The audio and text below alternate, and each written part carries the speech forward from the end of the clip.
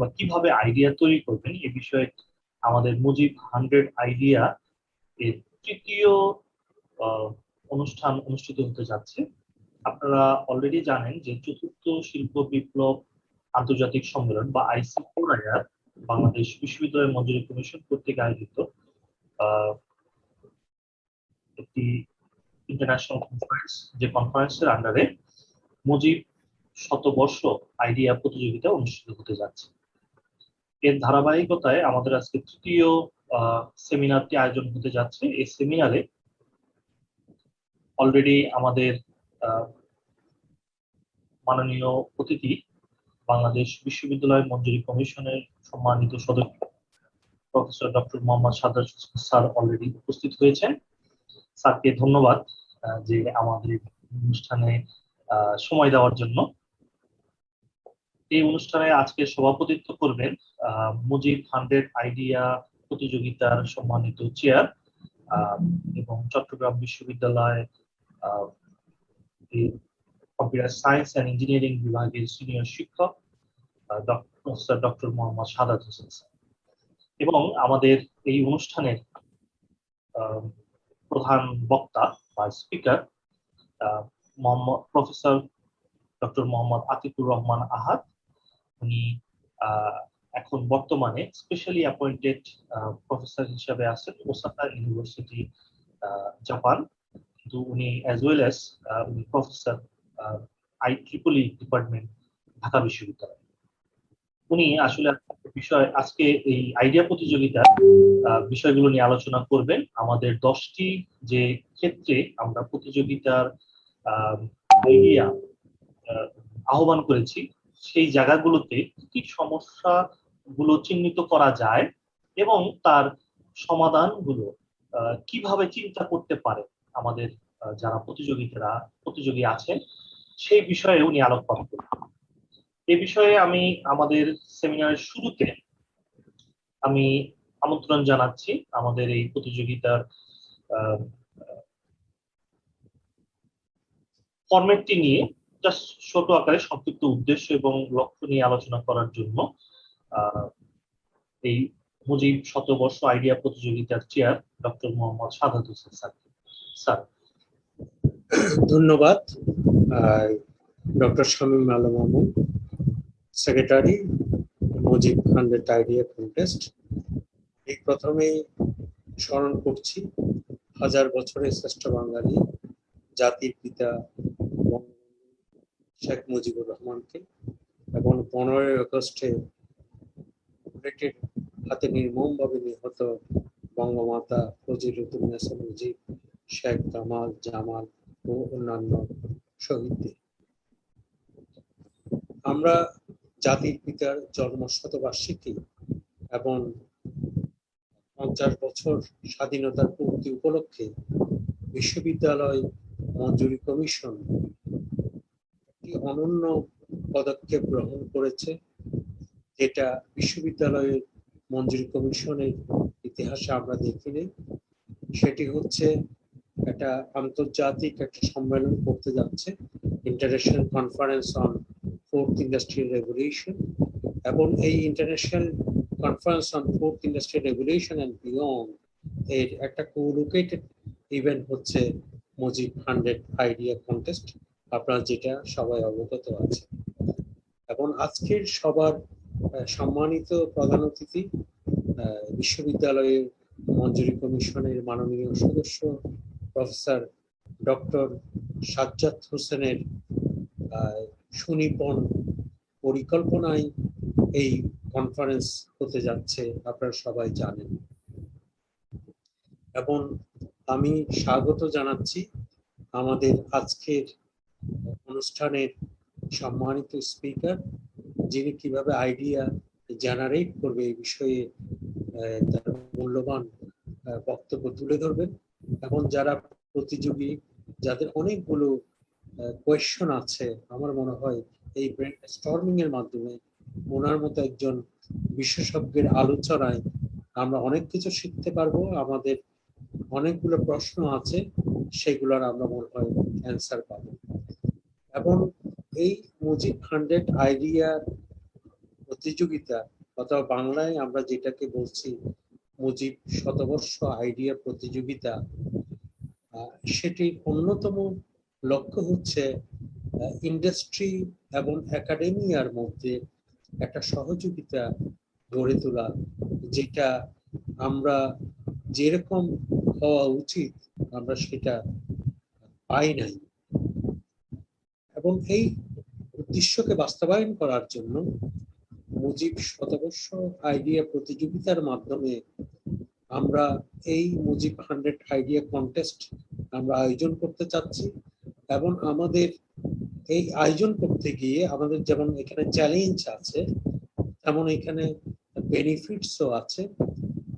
Challenge হচ্ছে একটা framework কিভাবে আমরা দাঁড় করাবো, কারণ আমরা জানি যে বিশ্ববিদ্যালয়গুলো হচ্ছে সবচেয়ে সম্পদশালী প্রতিষ্ঠান, কিন্তু তার সম্পদগুলোর অপটিমাল ইউটিলাইজেশন না হওয়ার অন্যতম কারণ হচ্ছে যে আমরা একটা ইনোভেটিভ এডুকেশন ইকোসিস্টেমের অনুপস্থিতি আমরা দেখতে পাচ্ছি। সেই শূন্যতাটাকে পূরণ করার জন্য জাতির পিতার জন্মশতবার্ষিকী উপলক্ষে জাতিকে বিশ্ববিদ্যালয় মঞ্জুরি কমিশন একটা ফ্রেমওয়ার্ক প্রদান করবে। এবং এই ফ্রেমওয়ার্কের দুইটা ধাপ আছে, একটা হচ্ছে আইডিয়া প্রতিযোগিতা, এরপরে হচ্ছে যে শিল্প এবং একাডেমিয়ার মধ্যে সহযোগিতা। এবং এই মুজিব শতবর্ষ আইডিয়া প্রতিযোগিতার আরেকটা অনন্য রূপ হচ্ছে এটা সেপ্টেম্বর মাস অর্থাৎ 2021 থেকে শুরু হয়ে সেটা 2022 জুনের 30 তারিখ পর্যন্ত এটা চলবে। অর্থাৎ আমরা যেটা বলতে চাচ্ছি, একটা আইডিয়াকে আমরা ধারণ করে আমরা দেখতে চাই সেই আইডিয়াটা শেষ পর্যন্ত কিভাবে একটা রোবাস্ট এন্ড রিলায়েবল মার্কেট প্রোডাক্টে পরিণত হয়। অর্থাৎ আমরা দেখতে চাই একটা robust and reliable company, start up company. কারণ আপনারা জানেন একটা দেশের ইকোনমি 80% অবদান হচ্ছে স্টার্ট আপ কোম্পানি। এবং এই প্রতিযোগিতার মাধ্যমে আমরা আরো যেটা দেখাতে চাচ্ছি যে দেশের অর্থনৈতিক চালিকা শক্তি হিসেবে কাজ করবে বিশ্ববিদ্যালয়গুলো, যদি তারা ইন্ডাস্ট্রির সাথে একটা সহযোগিতার মেলবন্ধন গড়ে তুলতে পারে। এবং গত উদ্বোধনী অনুষ্ঠানে আপনারা দেখেছেন মাননীয় শিক্ষামন্ত্রী, মাননীয় সচিব, মাননীয় বিশ্ববিদ্যালয় মঞ্জুরি কমিশনের চেয়ারম্যান, মাননীয় সদস্য, ওনারা এই কনসেপ্টটাকে চমৎকারভাবে গ্রহণ করেছেন। এবং আমরা চাই, আমরা যারা বিশ্ববিদ্যালয়ে আছি, আমরা চাই প্রতিটা বিশ্ববিদ্যালয়ে একটা ইন্ডাস্ট্রি এবং একাডেমিয়ার একটা হাব যেন গড়ে ওঠে। তাহলেই বিশ্ববিদ্যালয়গুলো এক একটা অঞ্চলে অর্থনীতিকে পরিচালিত করতে পারে। এটা হচ্ছে আমাদের আলটিমেট উদ্দেশ্য। আমরা এটা দিয়ে জাতিকে কিছু আমরা দিয়ে যেতে চাই।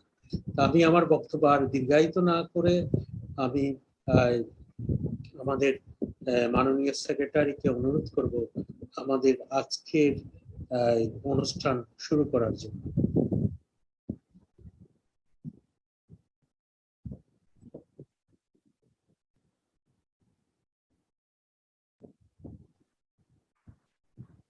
ধন্যবাদ স্যার। এই মুহূর্তে আমি আমন্ত্রণ জানাতে চাই আজকের অনুষ্ঠানের speaker professor doctor Mohammad Atiqur Rahman Ahad স্যারকে তার হাউ টু জেনারেট আইডিয়াস এই কনসেপ্টের উপরে তার বক্তব্য রাখার জন্য।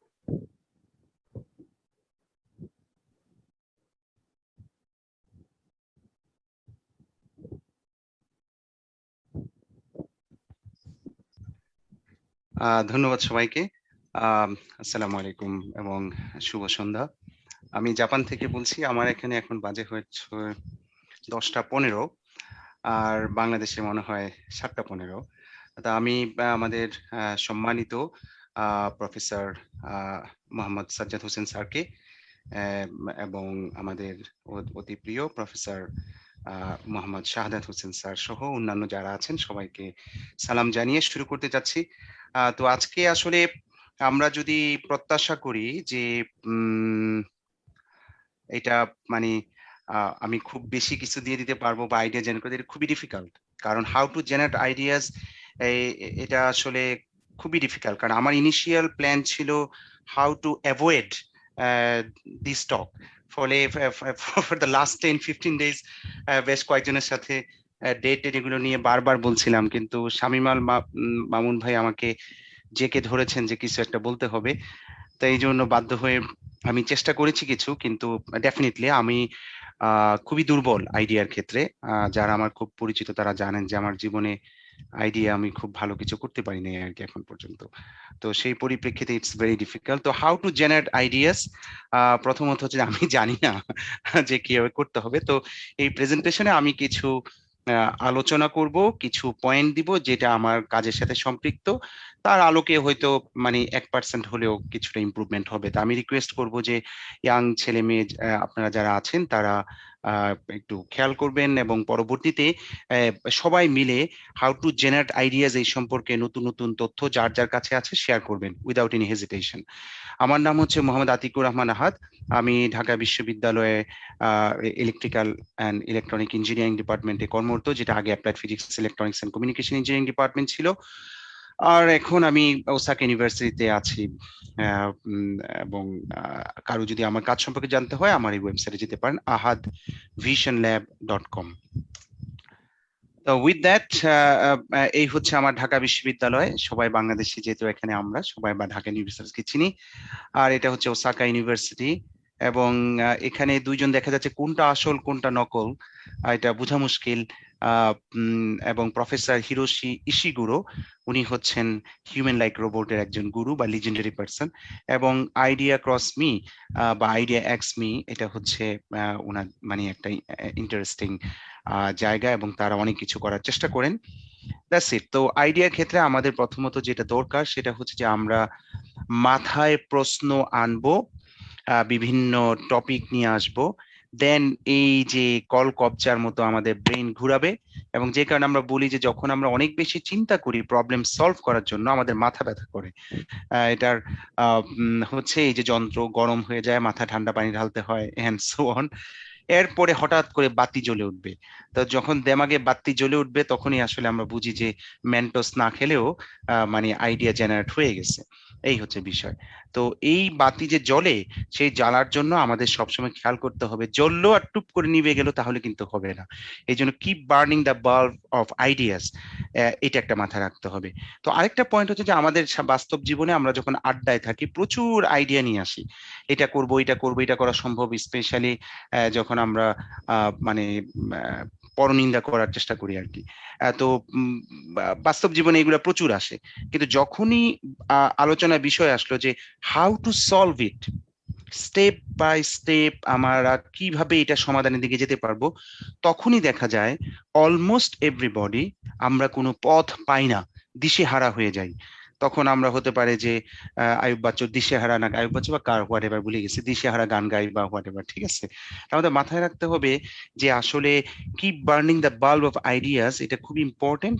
এবং লেগে থাকতে হবে, যেটাকে আমি সবসময় বলার চেষ্টা করি যে রিলেন্টলেস এফোর্টস ইন লাইফ, নিরন্তর চেষ্টা চালিয়ে যাওয়া। তো প্রথমে একটুখানি বলে নেই যে আমি অনেকগুলো এক্সাম্পলস দিব পরিশেষে, এবং সেই এক্সাম্পলস গুলো আমার কাজের সাথে সম্পৃক্ত হবে।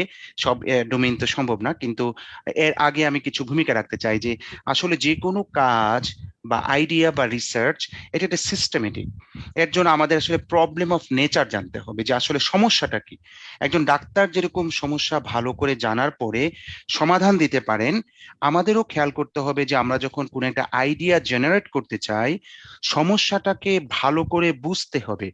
একটা মানে ওই আমরা অনেক সময় কি হয় যে পড়ায় মন বসে না, পড়ায় আমার মন বসে না কাঁঠাল চাপার গন্ধে। ছোটবেলায় আমরা কাঁঠাল চাপার গন্ধের ছড়া শিখেছিলাম, কিন্তু ওই বয়সে আসলে কাঁঠাল চাপা বুঝি নাই। পরে বড় হয়ে বুঝছি যে কাঁঠাল চাপা হতে পারে কোনো প্রেম, কাঁঠাল চাপা হতে পারে যে পাশের বাসার কেউ, কাঁঠাল চাপা হতে পারে খেলাধুলা, হতে পারে যে অন্যান্য আকাম, অথবা হতে পারে যে Facebook and so many other thing. সুতরাং সমস্যাটা যদি আমরা জানতে পারি তাহলে আসলে পড়ায় মন বসার পথটা পেতে পারি। খেয়াল করতে হবে যে অন্যেরা এর সমাধান কিভাবে করেছে।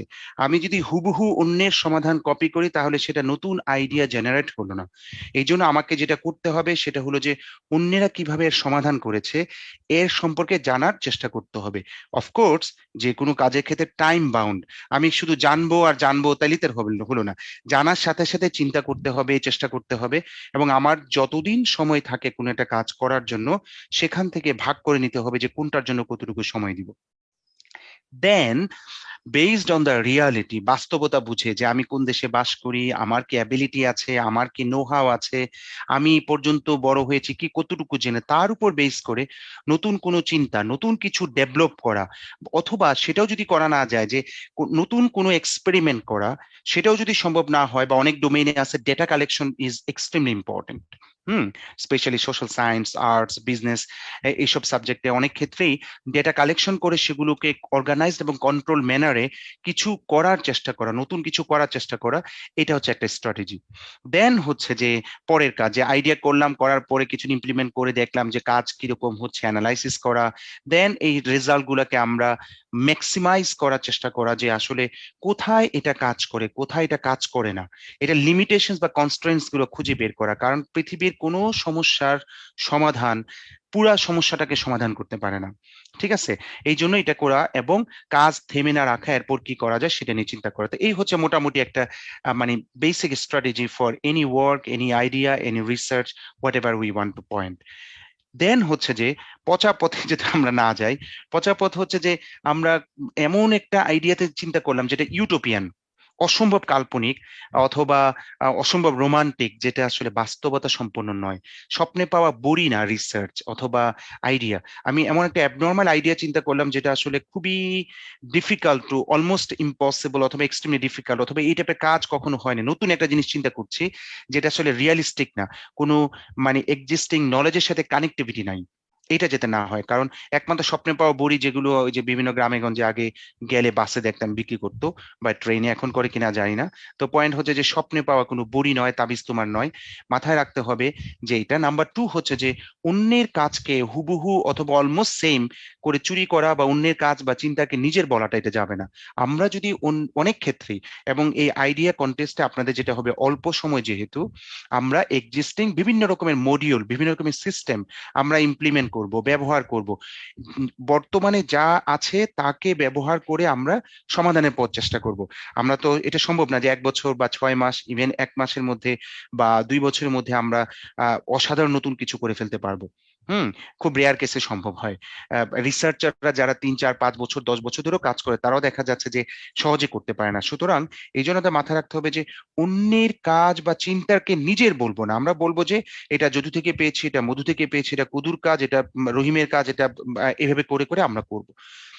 ডেটা যখন আমরা করব সেখানে কোনো মিথ্যাচার করব না, যে কোনো একটা জিনিস চাপাবাজি করব না। সহজ কথা, আমরা জানি যে আমরা যারা গবেষণা করব, আমরা যারা আইডিয়া জেনারেট করব, তারা কি নতুন পথের চেষ্টা করব, সেখানে আমরা চাপাবাজি যাতে না করি, মিথ্যাচার যাতে না করি, এবং ধান্দা যাতে না থাকে, সেই জিনিসটা মাথায় রাখতে হবে।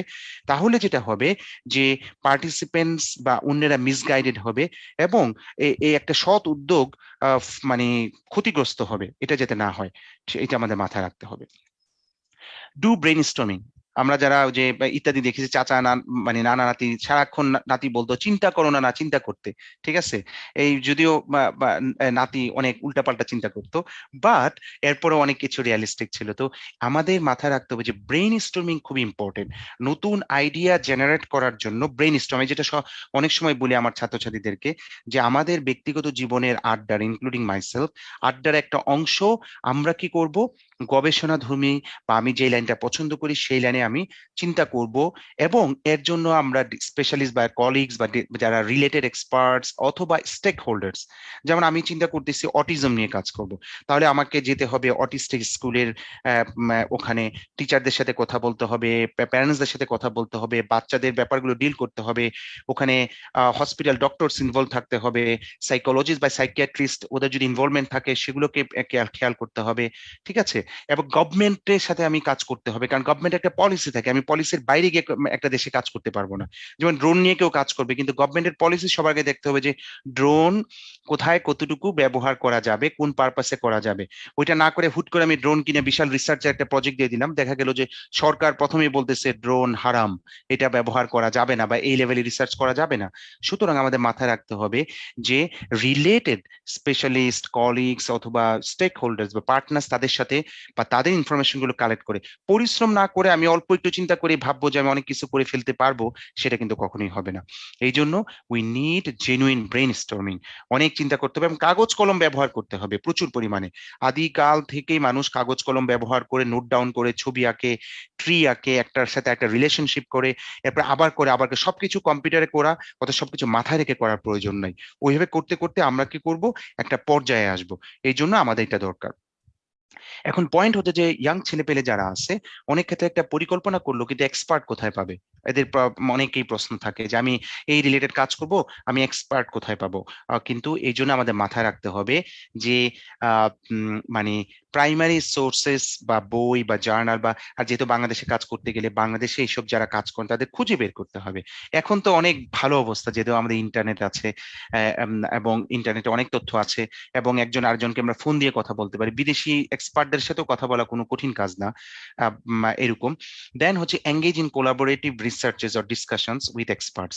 এটা এখন স্কাইপ, ইমেল, ইভেন আজকের এই টক, আমরা এখানে কথা বলছি 92 পিপল অ্যারাউন্ড, সেখানে আমরা দেখতেছি যে ফ্রি কথা বলছি, তাই না? এই হচ্ছে বিষয়। বাংলাদেশে 150টার উপর ইউনিভার্সিটি এখন, এবং আমাদের প্রায় 5 মিলিয়নের উপর, more than 50 lakhs students in different universities all over Bangladesh. শুধু জাতীয় বিশ্ববিদ্যালয়ে আমাদের 26 লক্ষের উপর স্টুডেন্ট। আমি এটা জানি হচ্ছে 4 বছর আগের কথা, এখন কতটুকু আমি জানি না। তার মানে হচ্ছে যে এত পরিমাণ ছাত্রছাত্রী এবং টিচার্স রয়েছে এবং ইউনিভার্সিটিজ রয়েছে। সুতরাং আমাদের এক্সপার্ট যে নাই তা নয়, অনেকে পিএইচডি করছেন, অনেকে পিএইচডি করেছেন, অনেকেই কম বেশি গবেষণা করছেন, কিন্তু ওই কন্টিনিউয়াস ফ্লোটা নাই, অথবা আসার পরে দেখা যাচ্ছে যে এটাকে কাজে লাগানোর স্কোপটা না থাকে, অনেকে হয়তো হতাশ হয়ে যান অথবা নীরবে কাজ করতে থাকেন, and so many other things. সুতরাং আমাদের খেয়াল করতে হবে যে খুঁজে বের করতে হবে। খুঁজে বের করে আমরা যদি তাদের সাথে ডিসকাস করি, তাহলে দেখা যাবে যে বড় টিম, খুবই যোগ্যতা সম্পন্ন টিম গড়া সম্ভব, এবং তখন কোলাবোরেটিভ ওয়েতে অনেক কাজ করা সম্ভব। কিন্তু মাথায় রাখতে হবে যে না জেনে কাউকে নক করব আর বলবো যে আমাকে হেল্প করো, তাহলে কিন্তু হবে না। তাই আমাদের বেশি বেশি করে পড়তে হবে, জানতে হবে, চিন্তা করতে হবে, মেন্টস খাইলে চলবে না, ঠিক আছে, এবং সঠিক প্রশ্ন করতে হবে, সো দ্যাট আমরা আসলে আগাতে পারি। বাট কোনো প্রশ্নই দুর্বল না, এটা মাথায় রাখতে। সঠিক প্রশ্নের ভয়ে যদি আবার কেউ ভাবে যে প্রশ্নই করব না, তাহলে কিন্তু এটা হবে না। এটা আমাদের জীবনে অবশ্যই খেয়াল করতে হবে। নাও রিসার্চের জন্য বা আইডিয়ার জন্য আমরা বললাম যে ব্রেইন স্টর্মিং করব, কিন্তু অনেক সময় যেটা হয় যে আমরা সবসময় বলি আউট অফ দ্য বক্স চিন্তা করতে। সবসময় আউট অফ দ্য বক্স চিন্তা করলেই হবে না, বক্সের ভিতরে অনেক কিছু আছে যেগুলো চিন্তা করতে হয়। বাট খেয়াল করতে হবে যে আইডিয়া কোনো একটা জিনিস যেটা অন্য ফিল্ডে ওভারলুক হয়েছে, কেউ ব্যবহার করে নাই কিন্তু করা সম্ভব হতো, অথবা খেয়াল করতে হবে যে অন্য মেথডে বা অন্য অ্যাপ্রোচে বা এক্সিস্টিং কোনো একটা সিস্টেমে কি লিমিটেশন বা শর্ট কামিংস আছে, আমি কি ওইটাকে সলভ করতে পারি, ওইটাকে ইজি করতে পারি, ওইটাকে ফাস্টার করতে পারি, ওইটাকে সস্তা করতে পারি। কিন্তু কোয়ালিটি কম্প্রোমাইজ করে যদি আমি সব করি তাহলে কিন্তু হবে না। এই পয়েন্টগুলো মাথায় রাখতে হবে। তো এই জন্য আমাদের এটা আইডিয়ার ক্ষেত্রে কেউ কেউ বলে, স্পেশালি যারা রোবোটিক্সে গুরু, এই যে professor Toshio Fukuda and his groups and others, তারা যেটা বলে যে আমি মানকি রোবট বা স্পাইডার রোবট তৈরি করব, তাহলে আমাকে দেখতে হবে যে মানকি কিভাবে তার বডি মুভমেন্ট করে। তোশিও ফুকুদার কাছ থেকে আমার শোনা কথা, উনি যে আইটিবলি প্রেসিডেন্ট ছিলেন লাস্ট ইয়ারে, তো উনি বলেছিলেন যে এই টাইপের কথাবার্তা, যেটা আমার মনে হয় আজ থেকে 15-17 বছর আগে আমি শুনেছিলাম ওনার কিনোট। তো উনি যেটা বলেছিলেন সেটা যে মানকি রোবট বা স্পাইডার রোবট, এদের যে মুভমেন্ট, এদের যে স্ট্র্যাটেজি, ওই স্ট্র্যাটেজি কল্পনা করে যদি আমরা ডিজাইন করে কোনো একটা মেকানিক্যাল সিস্টেম তৈরি করতে পারি, তাহলে সেই সিস্টেমের কারণে এটা হতে পারে স্পেসিফিক কোনো কাজে লাগবে। নর্মালি হতো মাঙ্কি রোবট কি জন্য দরকার, যে মাঙ্কি রোবট 2 হাতে ধরে ধরে চলে যেতে পারতেছে এক জায়গা থেকে আরেক জায়গায়। স্নেক রোবট, সাপের মতো রোবট কেন দরকার?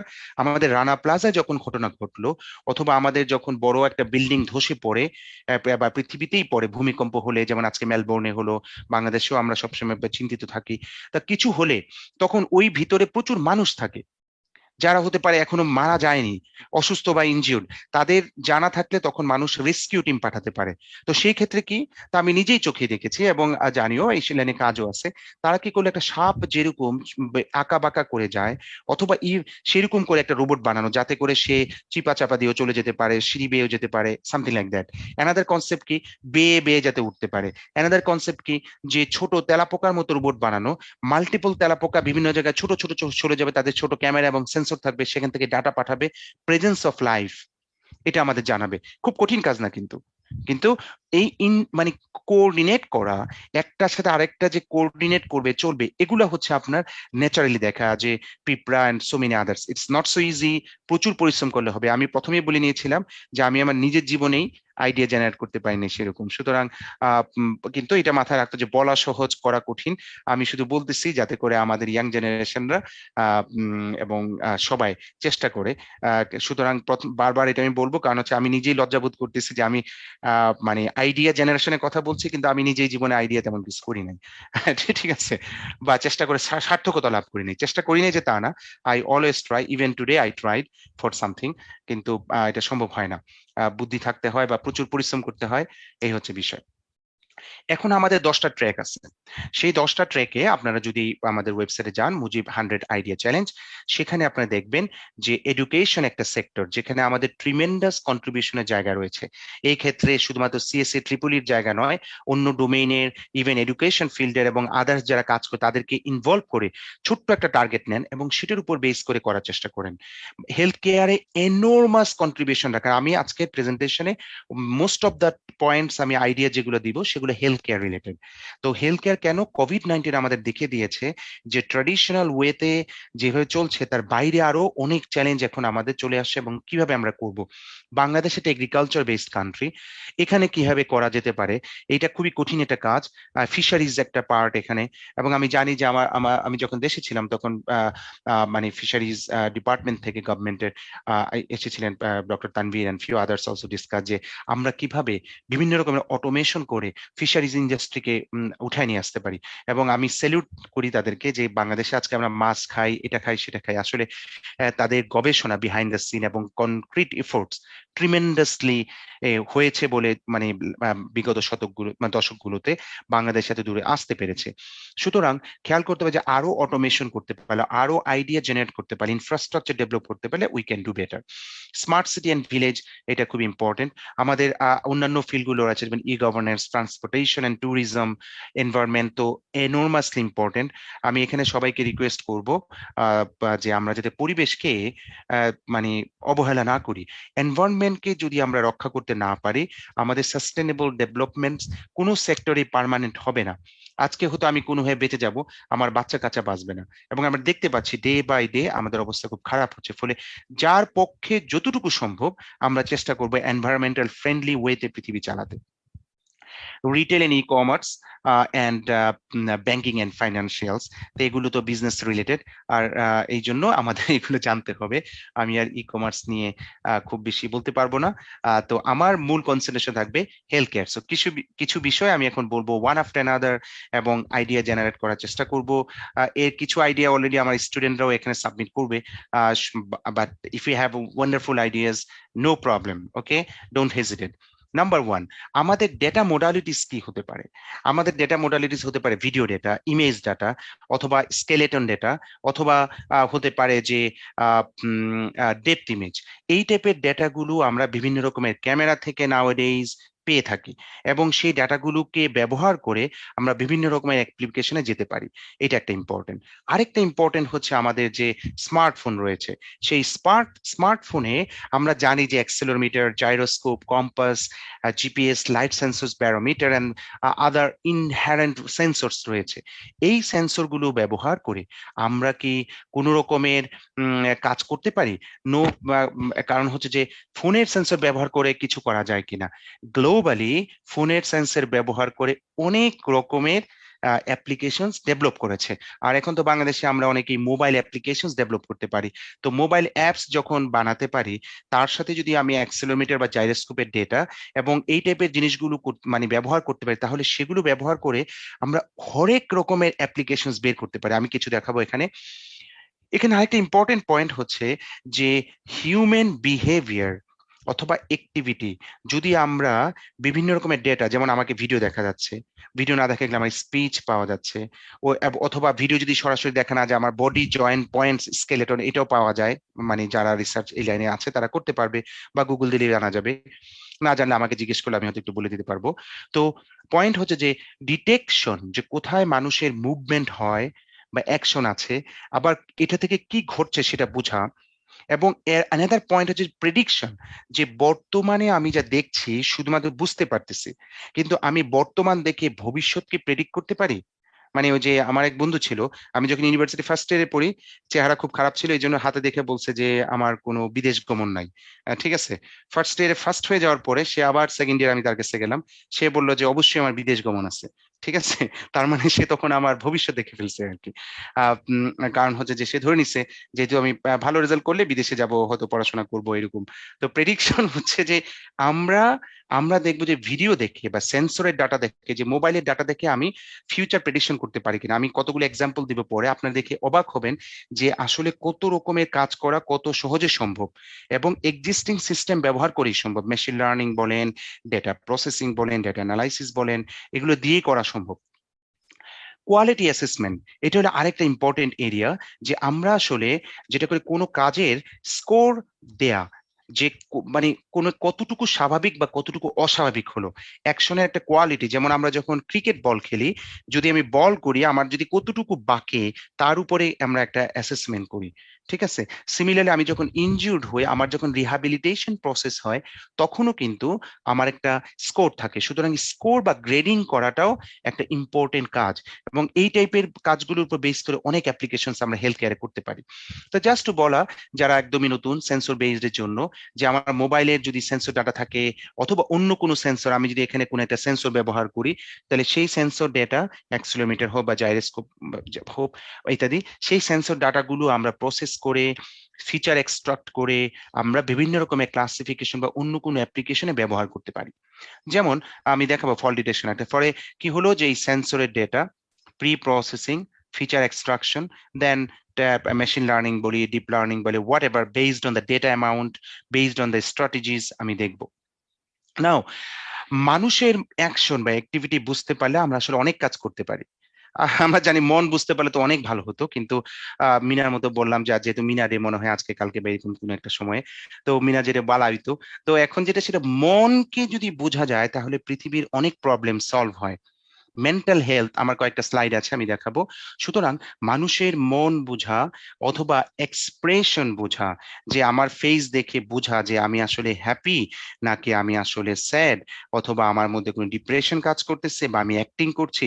ইয়েস, টপ অ্যাক্টর অ্যাক্ট্রেস যারা তাদের ক্ষেত্রে খুবই ডিফিকাল্ট, কারণ অস্কার হারার পরেও তারা যেভাবে একটা ভেটকি দেয়, তাতে ওইটার জন্য তাকে আরেকটা এমি অ্যাওয়ার্ড দেওয়া উচিত, ব্যাপারটা এরকম আর কি। তো এখন many applications, for example health care বা স্বাস্থ্য সেবায় প্রচুর পরিমাণে ভিডিও, ইমেজ, সেন্সর থেকে ডাটা নিয়ে অনেক কাজ, পথ রয়েছে। সার্ভেলেন্স অনেক কঠিন কাজ, দরকার যদিও বাংলাদেশের জন্য, কিন্তু মানে আপনাদের পক্ষে আইডিয়া জেনারেট করে সার্ভেলেন্সে কাজ করা কঠিন এই জন্য যে সার্ভেলেন্সে ম্যাসিভ পরিমাণ ডাটা থাকে এবং কম্পিউটিং ক্ষমতাও প্রচুর দরকার পড়ে, সেটার জন্য ডিফিকাল্ট। বাট যদি হয়, আমরা যদি চিন্তা করি ইনডোর একটা বাসার ভিতরে সার্ভেলেন্সের ব্যাপার, সেই ক্ষেত্রে তো এত হবে না, কারণ ওখানে আপনাকে ডিটেক্ট করতে হবে যে ইন্ট্রুডারকে, অবৈধ কেউ ঢুকছে কিনা, অথবা সেন্সর দিয়ে আপনার দেখতে হবে যে দরজা ভেঙে ফেলছে কিনা, জানালা খুলছে কিনা, অ্যান্ড সো অন। এই হচ্ছে বিষয়। Man machine interaction, human computer ইন্টারাকশনে তো প্রচুর কাজ আছে, ওয়াইড ওপেন টু মানে এক্সপ্লোর। এই জন্য আমাদের যত বেশি চিন্তা করব তত বেশি কাজের পথ বের হবে, এটা আমাদের মাথায় রাখতে হবে। এখানে আমরা দেখতে পাই যে সার্ভেলেন্সের কথা বললাম, দেন স্পোর্টস ভিডিও অ্যানালাইসিস, এখানেও কাজ করা খুব বেশি অবকাশ ইয়াং ছেলে পেলেদের জন্য নাই, এই জন্য যে স্পোর্টস ইন্ডাস্ট্রি যাদের টাকা পয়সা বেশি তারা আসলে প্রচুর ইনভেস্ট করে।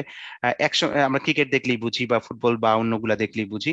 অ্যাকশন আন্ডারস্ট্যান্ডিং বাই রোবট, আমি বাংলাদেশের পার্সপেক্টিভে রোবোটিক্স এর খুব বেশি স্কোপ সহজে দেখি না, এরপরও কেউ কেউ ছোট ছোট কাজ করছে, আমারও কিছু কাজ ছিল, কিন্তু আমি মনে করি না যে ওই পড়াশোনার জন্য বা নলেজ বেসের জন্য দরকার। কিন্তু আহ, মানে খুব শর্টলি আমরা খুব রোবোটিক্স এর খুব বড় কিছু করে ফেলতে পারবো তা না, কিন্তু তাই বলে আমাদের কাজ থেমে থাকলে চলবে না, বিকজ আমাদেরকে যোগ্যতা সম্পন্ন হইতে হবে। রোবোটিক্সের ক্ষেত্রে আমাদের এখন পর্যন্ত কাজ almost 99% cases line follower robot এবং তার বাচ্চা কাচ্চা। আমাদেরকে জানতে হবে যে কন্ট্রোল ইঞ্জিনিয়ারিং কিভাবে কাজ করে, আমাদেরকে জানতে হবে যে ইলেকট্রনিক্স এর know how and other strategies, path finding এবং বিভিন্ন মোডালিটি থেকে ডাটা নিয়ে কিভাবে কাজ করবে। সুতরাং পড়াশোনা ভালো মতো করলে আমরা আসলে এগুলো দেখতে পারবো। দেন অ্যানাদার ইম্পর্টেন্ট পার্ট হচ্ছে, বা most important part, not only for rich countries, also for Bangladesh, যে হসপিটাল বা রিহ্যাবিলিটেশন সেন্টার বা স্মার্ট হাউসে বিভিন্ন রকমের অটোমেশনের জন্য আমাদের প্রচুর পরিমাণে এগুলো দরকার। যেমন আমাদের দরকার হচ্ছে ডিটেক্টিং ফল ডাউন।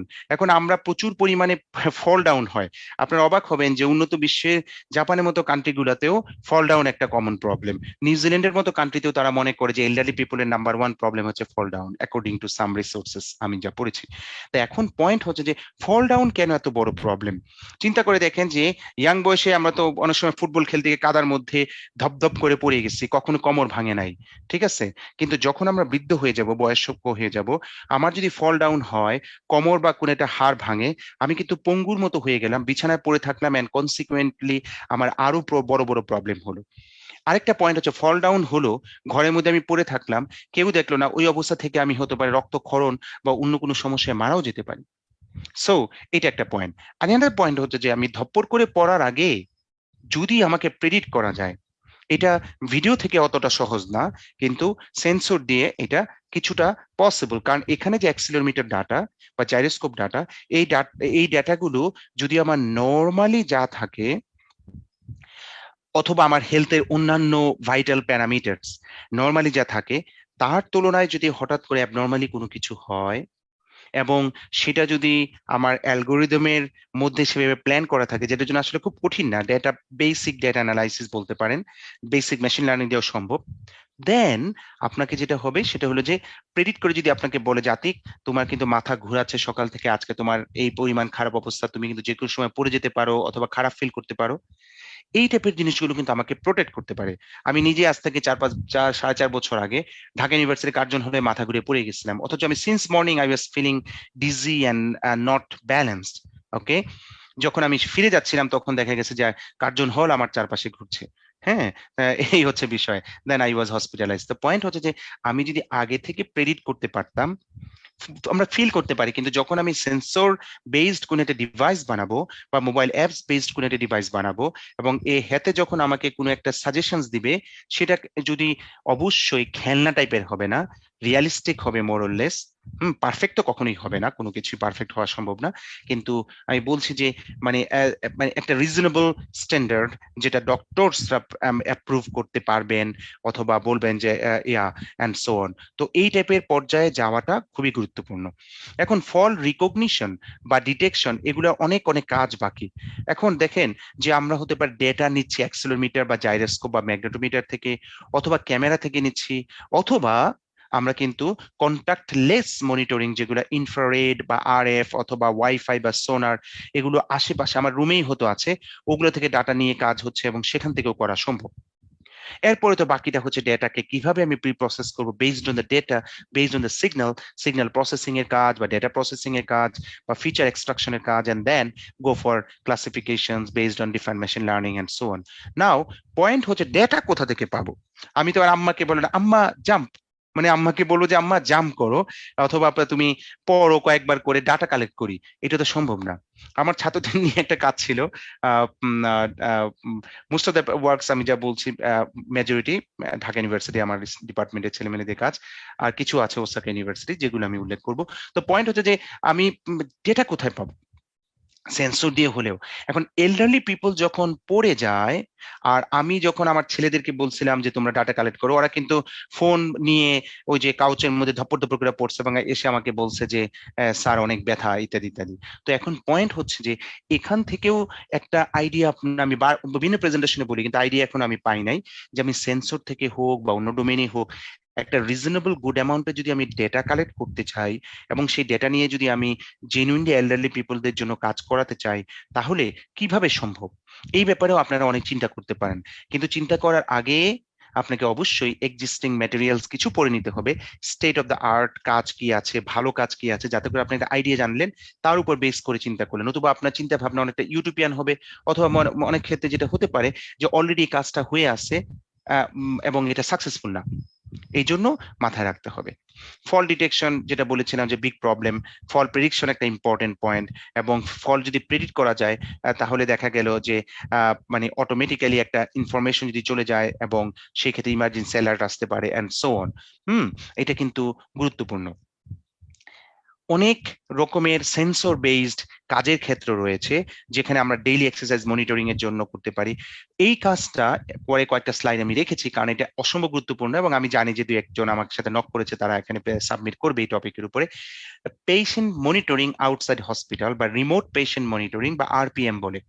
অর্থাৎ আমি হসপিটালে অপারেশন হলো, বাসায় ফেরত আসলাম, আমাকে বলা হলো এই এই নিয়মগুলো মানতে, আমি মানলাম না ঠিক মতো, পরে আবার আমি অসুস্থ হয়ে ডাক্তারকে গিয়ে গালাগালি করলাম যে কি অপারেশন করলেন, ঠিক মতো হয়নি, আমার পেট কাটা ছিল এবং খুলে গেছে, কারণ ডাক্তার তো তোমাকে বলেছিল রেস্ট নিতে, এখন তুমি সেটা নেও নাই, যে কারণে সেলাইটা ভালো মতো লাগে নাই এবং ঘা হয়ে গেছে বা প্রবলেম হচ্ছে।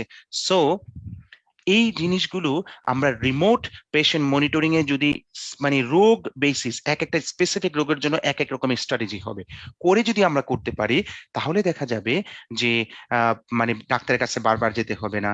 কারণ আমরা যত বেশি ডাক্তারের কাছে যাব আলটিমেটলি কিন্তু ইকোনমি নষ্ট হচ্ছে। সরকার যদি সাবসিডি দেয় তাহলে সেটা, ডাক্তাররাও ওভারলোডেড হয়ে যাচ্ছে এবং সো মেনি আদার প্রবলেমস। আর আমি নিজেও তো অসুস্থ হচ্ছি। কোনো অসুস্থ মানুষ একটা দেশের জন্য ভালো না, দেশের জন্য তারাই ভালো যারা সুস্থ থাকে। এই হচ্ছে পয়েন্ট। সেন্সর বেস ফল ডিটেকশনের কথা বলেছি বা প্রেডিকশন বলছি, বিশেষ করে এল্ডারলি বা ডিমেনশিয়া বা ইনজুর্ড পার্সনের জন্য important. Elderly care in case of emergency, এটাও ইম্পর্টেন্ট পয়েন্ট, এবং this are sometimes correlated. Remote monitoring of pregnant women, for example, this is extremely important. পৃথিবীতে মানে মানে মানে লক্ষ লক্ষ বাচ্চা আসতেছে, মানুষ প্রেগনেন্ট হচ্ছে, এট দ্য সেম টাইম আমরা যারা ম্যারিড অথবা সিনিয়র, আমরা জানি যে অল্প বয়সে আমরা বুঝি না, কিন্তু বড় হয়ে বুঝি যে আসলে অনেক মা প্রেগনেন্সির কারণে কত রকমের সাফারিংস এর মধ্যে পড়েছেন, এবং অনেক ক্ষেত্রে দেখা গেছে যে বাচ্চার প্রবলেম হয়েছে and so many other things. Okay, তো এই ক্ষেত্রে যদি আমরা আসলে কোনো রকমের remote monitoring of pregnant women বিভিন্ন সেন্সরের মাধ্যমে, বিভিন্ন ডেটার মাধ্যমে, ইভেন এইসব ক্ষেত্রে কিন্তু মোবাইল অ্যাপ্লিকেশনস একটা ইম্পর্টেন্ট ফ্যাক্টর, যেখানে এই মানে ওই ব্যক্তি, এটা এল্ডারলি পার্সন হোক অথবা একটা সুস্থ মানুষ হোক অথবা ডেইলি এক্সারসাইজ মনিটরিং হোক অথবা প্রেগনেন্ট উইমেন হোক, ম্যানের কথা বলছি না, যদিও গোপাল ভাঁড়কে দেখতে অনেক ভালোই মনে হয়, টুইন টুইন থাকতে পারে। তো এখন পয়েন্ট হচ্ছে যে এখানে যদি এমন একটা অ্যাপস থাকে যেখানে কিছু ডাটা ইনসার্ট করা হলো, অল্প ডাটা, যাতে করে মানুষ বোর্ড ফিল না করে, দেন এটা আমার সাথে থাকার কারণে বা কোনো সেন্সর থাকার কারণে নিয়মিত ডেটা কালেক্ট হচ্ছে, তার উপর বেস করে আমার কোনো কিছু হলো। বাংলাদেশে কিছু ছেলে পেলে এই টাইপের কাজ বিভিন্ন কনফারেন্স আমি দেখি করে, কিন্তু আনফর্চুনেটলি ওইটা খেলনা পর্যায়ে থাকে, এবং পরের বছরও যদি সে প্রেজেন্ট করে অথবা আরেকটা গ্রুপ করে, দেখা যায় যে মানে প্রায় কাছাকাছি থাকে। আমি মোটামুটি লাস্ট 10 ইয়ার্স ধরে বাংলাদেশের কাজগুলো মানে মোস্ট অফ দ্য কনফারেন্সেস আমি একদম মর্নিং টিল ইভিনিং আপ্রাণ চেষ্টা করি অ্যাটেন্ড করতে এবং পেপারগুলো দেখতে, যাতে স্পেশালি ইন্টারেস্টিং আইডিয়া থাকলে দেখতে। তো আমি দেখি যে প্রোগ্রেস অতটা হচ্ছে না, কারণ হচ্ছে একটা যে আমাদের ফান্ডিংও কম, যে কারণে কেউ একটু অনেক লম্বা কয়েক বছর ধরে বিভিন্ন সেন্সর বা জিনিসপত্র ব্যবহার করে রিসার্চার রেখে কাজ করাবে সেটাও পারছে না। আবার দেখা যাচ্ছে যে যে কাজটা করছে সে ওখানে শেষ করে চলে গেছে, পরে আরেকজন শুরু করছে, সেই তলা থেকে শুরু করছে, দুই স্টেপ যে উঠলো, রিলে ম্যাচে যেরকম হয় যে দৌড়ায় একটা পর্যায়ে গেল, এরপরে মানে লাঠিটা শেয়ার করলো, দেন আরেকজন ধরলো। রিসার্চে আমাদের সেটা প্রয়োজনীয়তা খুবই প্রয়োজন। এক্ষেত্রে শিক্ষকদের ভূমিকা অগ্রগণ্য, কারণ হচ্ছে যে আমরা যারা শিক্ষক তারা যদি এই ব্যাপারে সহযোগিতা না করি বা ছাত্রদেরকে তৈরি না করি, তাহলে দেখা গেল যে আইডিয়া আগের জায়গায় থেকে যাবে। এই হচ্ছে কথা। তো এই জন্য আমাদের মোস্ট ইম্পর্টেন্ট পার্টস হচ্ছে যে প্রচুর পরিশ্রম করা এবং মাথায় চিন্তা করা। তো পেশেন্ট মনিটরিং এর ক্ষেত্রে আমি শুধু বলি যে এটা কেন এত বেশি, মানে এই জায়গায় আমাদের বাংলাদেশ সহ গ্লোবালি আমরা কেন কন্ট্রিবিউট করতে পারি, যে global RPM systems market will be worth over 1.7 billion US dollar by 2027. Think about that. 1.7 billion US dollar, Zimbabwean dollar না। ওকে, সুতরাং এটার সুবিধাটা কি, যে আরপিএম হচ্ছে বিভিন্ন রোগের জন্য আলাদা আলাদা ভাবে ইনোভেটিভ ওয়েতে ডিজিটাল টেকনোলজিস ব্যবহার করা হবে, যাতে করে ইন্ডিভিজুয়াল কোন একটা পেশেন্টস বা মানুষের হেলথ স্ট্যাটাসটা মানে ট্র্যাক করা যায় বা জানা যায় টু ইমপ্রুভ হেলথ আউটকামস। এটা হচ্ছে মূল পয়েন্ট। সুতরাং এইটার জন্য যেমন আমরা যদি বলি যে 2024 মাত্র আগামী কিছুদিনের মধ্যেই 3 million US patients will use RPM tools. 3 million মানে কিন্তু 3 কোটি, এবং ডে বাই ডে এটা বাড়ছে। সুতরাং কিন্তু এটা সহজ না, এবং বলছেন যে এটা হচ্ছে wave of the future, but hurdles must be clear.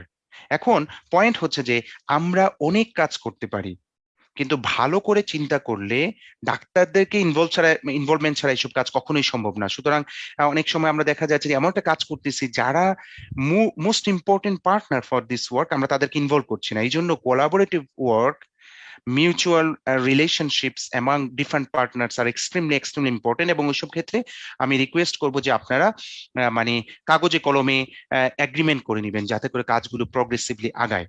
হ্যাঁ, ডাক্তারদেরকে নিয়ে অনেকদিন ধরে অনেক পরিশ্রম করলে অনেক ভালো ভালো কিছু করা সম্ভব।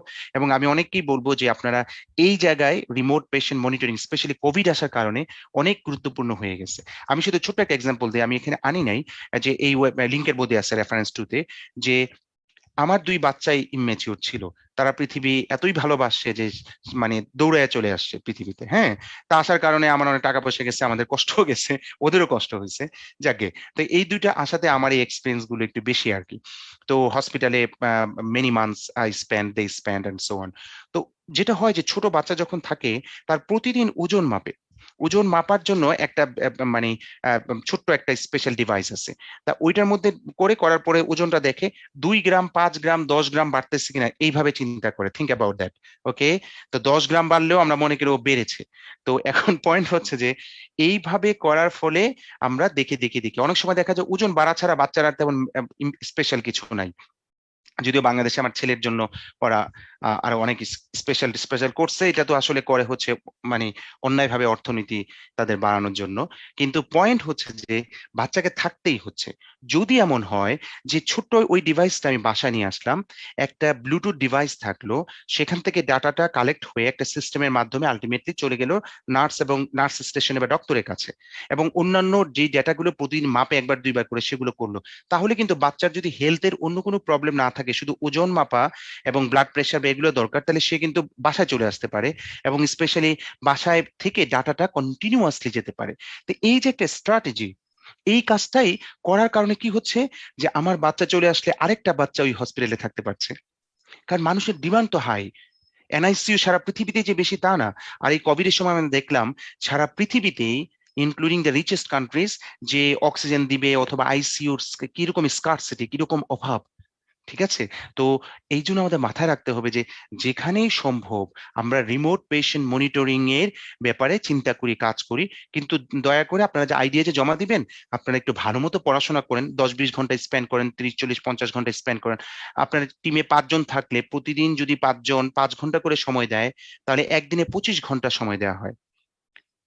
এবং আমাদের কিন্তু প্রপোজাল কিছু দেওয়া হবে, দেওয়ার সময় আছে। এরপরে কিন্তু আপনাদের আরো অনেক লম্বা সময় আছে, আনটিল দ্য আর্লি ডিসেম্বর।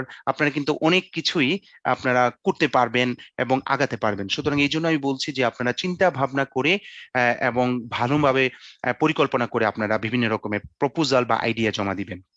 তো এখন আমরা টেলিমেডিসিন আমরা অনেক শুনেছি বাংলাদেশে। ঢাকা বিশ্ববিদ্যালয়ে বায়োমেডিক্যাল ফিজিক্স অ্যান্ড টেকনোলজি ডিপার্টমেন্টে আমরা জানি যে তারা টেলিমেডিসিন সার্ভিস দিয়েছে and so on, but not much elsewhere.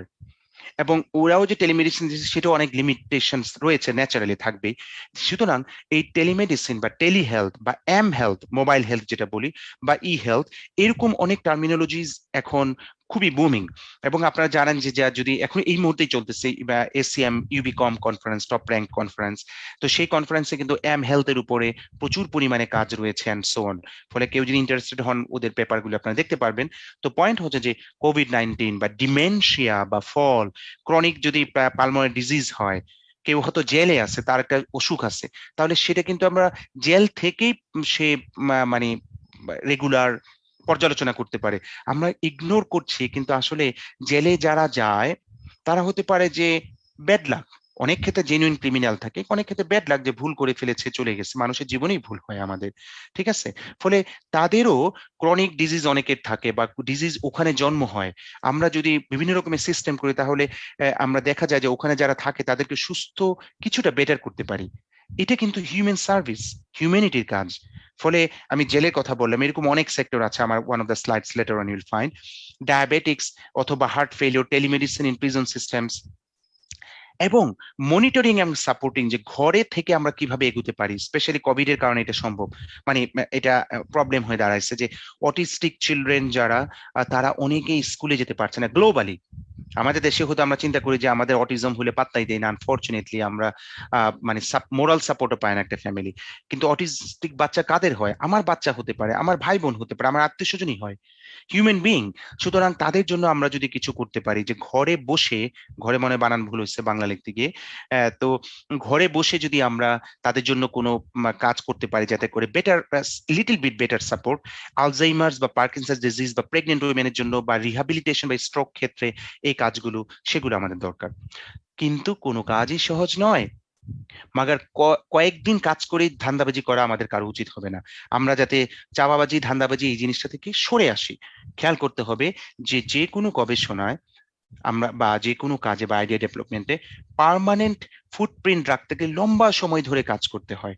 Yes, আমরা সব সময় আগাবো, কিন্তু আমরা যা করব অতটুকুই বলবো, যত লিমিটেশন আছে সবগুলোই বলবো, যাতে করে মানুষজন জানে, সবাই জানে বুঝে, এবং সেভাবে আমরা আগাই।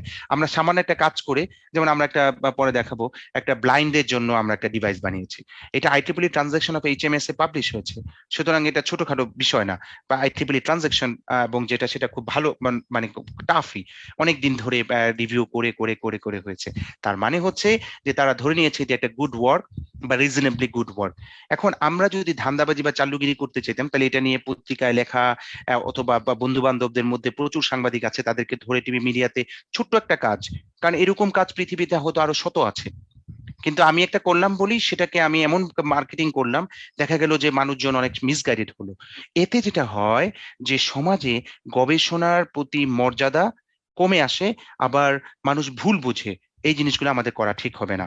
ঠিক আছে? তো এই জন্য গভীরভাবে বা অনেক পরিশ্রম দিয়ে আমাদেরকে এগুতে হবে। এই কথাগুলো আমি বারবার বলি, সিরিয়াসলি বলি, কারণ এগুলো আমরা মানুষরাই, আমরা এই কাজগুলো, ভুলগুলো করে থাকি কেউ না কেউ। আমি যাতে না করি, আমি চেষ্টা করি। এডিএল হচ্ছে আরেকটা বিষয়, যে লম্বা সময় ধরে যদি ভিডিও থেকে কাজের ধারা বা মান অনুধাবন করা, এটাও কিন্তু আপনার হেলথ কেয়ার, রিহ্যাবিলিটেশন বা অকুপেশনাল থেরাপির জন্য খুব ইম্পর্টেন্ট। যাদের দরকার তারা জেনে নেবেন।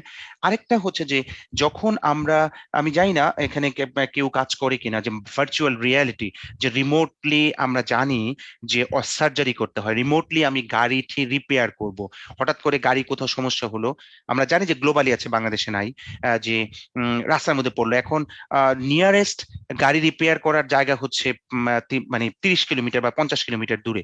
তা কিভাবে গাড়িটাকে ঠিক করব? তা আমাদের যদি এমন কোনো সিস্টেম থাকে, যে মোবাইল ধরা হলো, ওটার মধ্যে একটা অ্যাপস থাকলো অথবা একটা সিস্টেম থাকলো, এই আইডিয়াও আপনারা করতে পারেন, এবং এগুলো অলরেডি এস্টাবলিশড, পারফেক্টলি কাজ করে না কোথাও, কিন্তু গ্লোবালি এটা এস্টাবলিশ। কোন কোন কোম্পানি দেখে যদি আমাদের মতো করে করা হয়, যে আপনি কি করবেন, যে ভার্চুয়াল রিয়ালিটি বা মিক্সড এরকম কোনো কিছুর মাধ্যমে হোক বা এটা সেটা করে হোক, আপনি রিমোটলি এমন ভাবে গাইড করবেন যে একজন মানে কিছু জানা না এরকম ব্যক্তিও সেটাকে ঠিক মতো কাজ করতে পারে।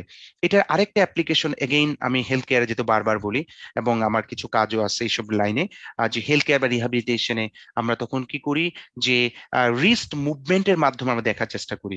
আমার যখন, যেমন এখানে আপনারা যদি দেখেন যে এই ভিডিওটা, যে এখানে এই ভিডিওটা হচ্ছে যে আমার এই চশমাটাই ধরেন যে একটা ক্যামেরা, তো এই ক্যামেরা দিয়ে আমি কিছু দেখছি, অথবা এখানে ক্যামেরা আছে, বা গুগল গ্লাস হোক বা হোয়াট এভার, বিভিন্ন রকমের কাজের মনিটরিং হচ্ছে। এই মনিটরিং এর গুলোর মতো জিনিস, যেটা দিয়েও কিন্তু আমরা অনেক রকমের অ্যাপ্লিকেশন করতে পারি। আপনাদের খুঁজে বের করতে হবে। যেমন আমরা জানি যে আমেরিকাতে পুলিশদের ক্যামেরা আছে, রাইট? সেই ক্যামেরা দিয়ে সে পুলিশ কি কাজ করছে, কোথায় যাচ্ছে সেটা দেখা যায়। সেই টাইপের কাজ কি আমরা আমাদের পুলিশে আনতে পারি না?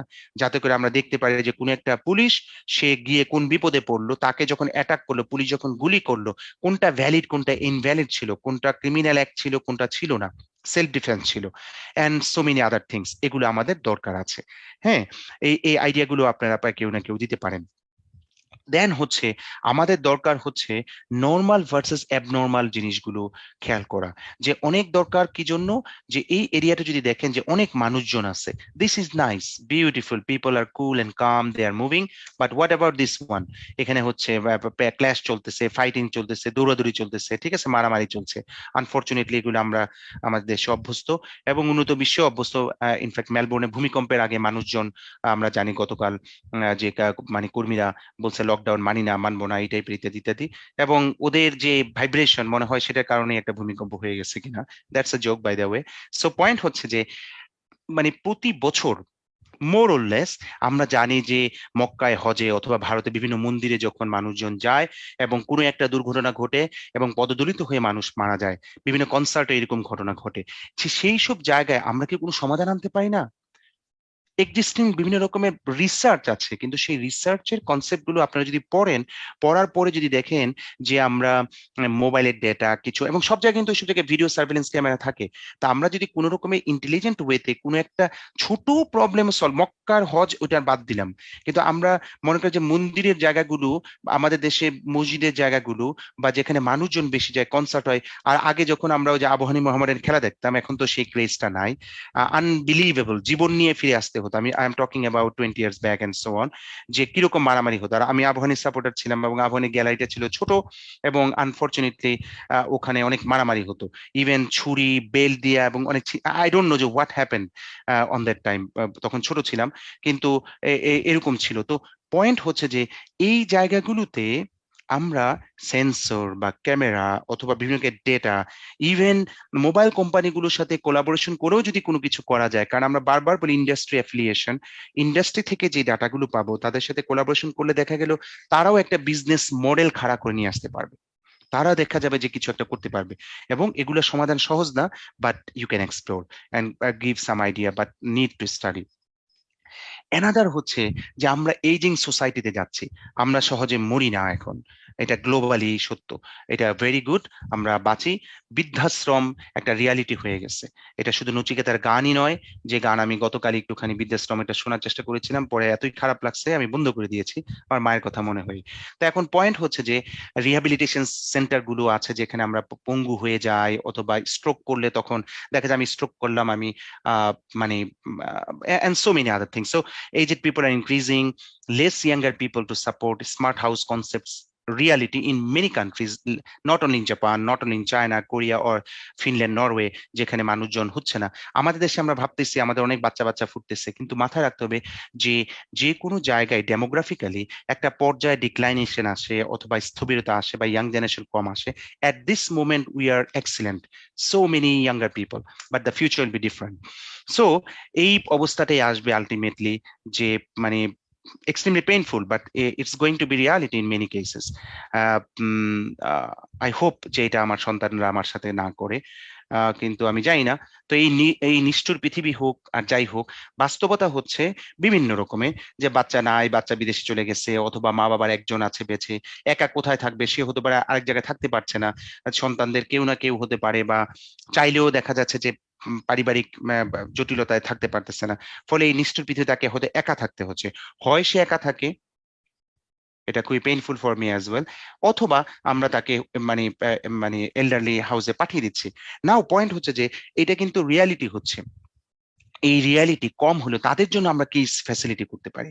আমরা কি তাদের জন্য, যে এর আগে যে বললাম ফল ডিটেকশনের যে কনসেপ্ট, পুরা ঘরে আমি সেন্সর দিয়ে, ছোট ছোট সেন্সর দিয়ে বিভিন্ন রকমের ডেটা কালেকশন করে এমন কোন স্মার্ট হাউস তৈরি করতে পারি কিনা, এটা একটা বিষয়। মনিটরিং অনেক ইম্পর্টেন্ট। আমরা জানি যে বৃদ্ধাশ্রম বা পাগলা গারদ বা শিশু উন্নয়ন কেন্দ্র, যে আমরা জানি যশোরে এই জাস্ট গত বছরই প্রায় অলমোস্ট 1 ইয়ার, এখনো বিচার হয়তো হয় নাই, 3 জনকে পিটিয়ে মেরে ফেলছে এবং বাকি 15 জন সিভিল ইনজুর্ড হয়েছে। হাসপাতালে কিছুদিন শ্যামলীতে একজন মানে সরকারি কর্মকর্তা বা হোয়াট এভার, আমি ছবিতে দেখলাম, তাকে মেরে ফেলছে, তার মানসিক কিছু সমস্যা ছিল ওখানে, ইত্যাদি ইত্যাদি। নার্সিং হোম, জেলখানা আগুন লাগলে, মারামারি হলে কি অবস্থা? তো ওইসব জায়গায় আমরা যদি অটোমেটিক্যালি, আমরা জানি এখন ক্যামেরা সব জায়গায় আছে, কিন্তু ক্যামেরাটা কি ইন্টেলিজেন্ট?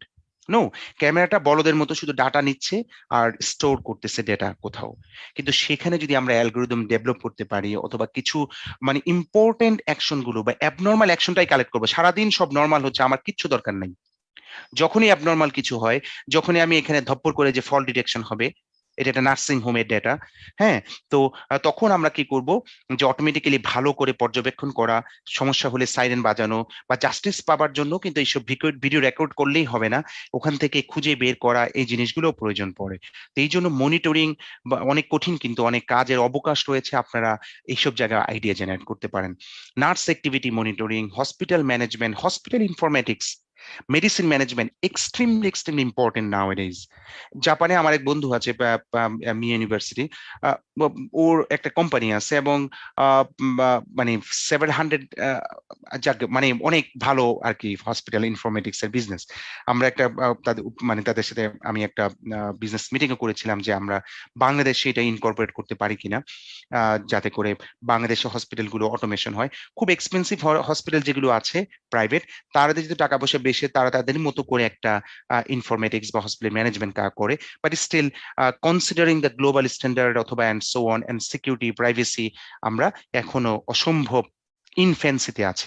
তো এই ক্ষেত্রে একটা আইডিয়া আমি বলতে পারি, আমাদের বাংলাদেশি কিছু স্টুডেন্ট পার্টিসিপেটও করেছে গত বছর, আর আগের বছর ইউবিকমে মেক্সিকোতে, এবং 2019-এ আমাদের বাংলাদেশেরই ঢাকা ইউনিভার্সিটি আইআইটি ডিপার্টমেন্ট থেকে ফার্স্ট অ্যাওয়ার্ডটা পেয়েছিল লন্ডনে। তো nurse care activity recognition challenge, the point is that যে নার্স খুবই ইম্পর্টেন্ট, তারা এক্সট্রিমলি ওভারলোডেড থাকে।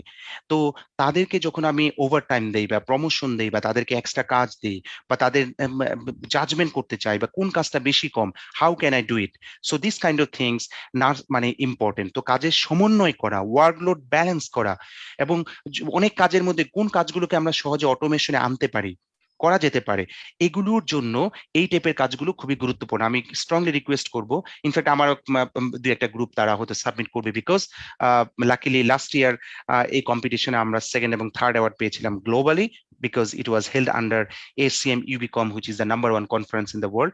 তো সেখানে প্লাস হচ্ছে এই বছর মানে আনঅফিশিয়ালি বলছি যে আমি বুঝতে পারছি আর কি, যে আমরাও একটা বড় কিছু পাচ্ছি আর কি, যেহেতু এটা 2-1 দিনের মধ্যেই রেজাল্ট হবে।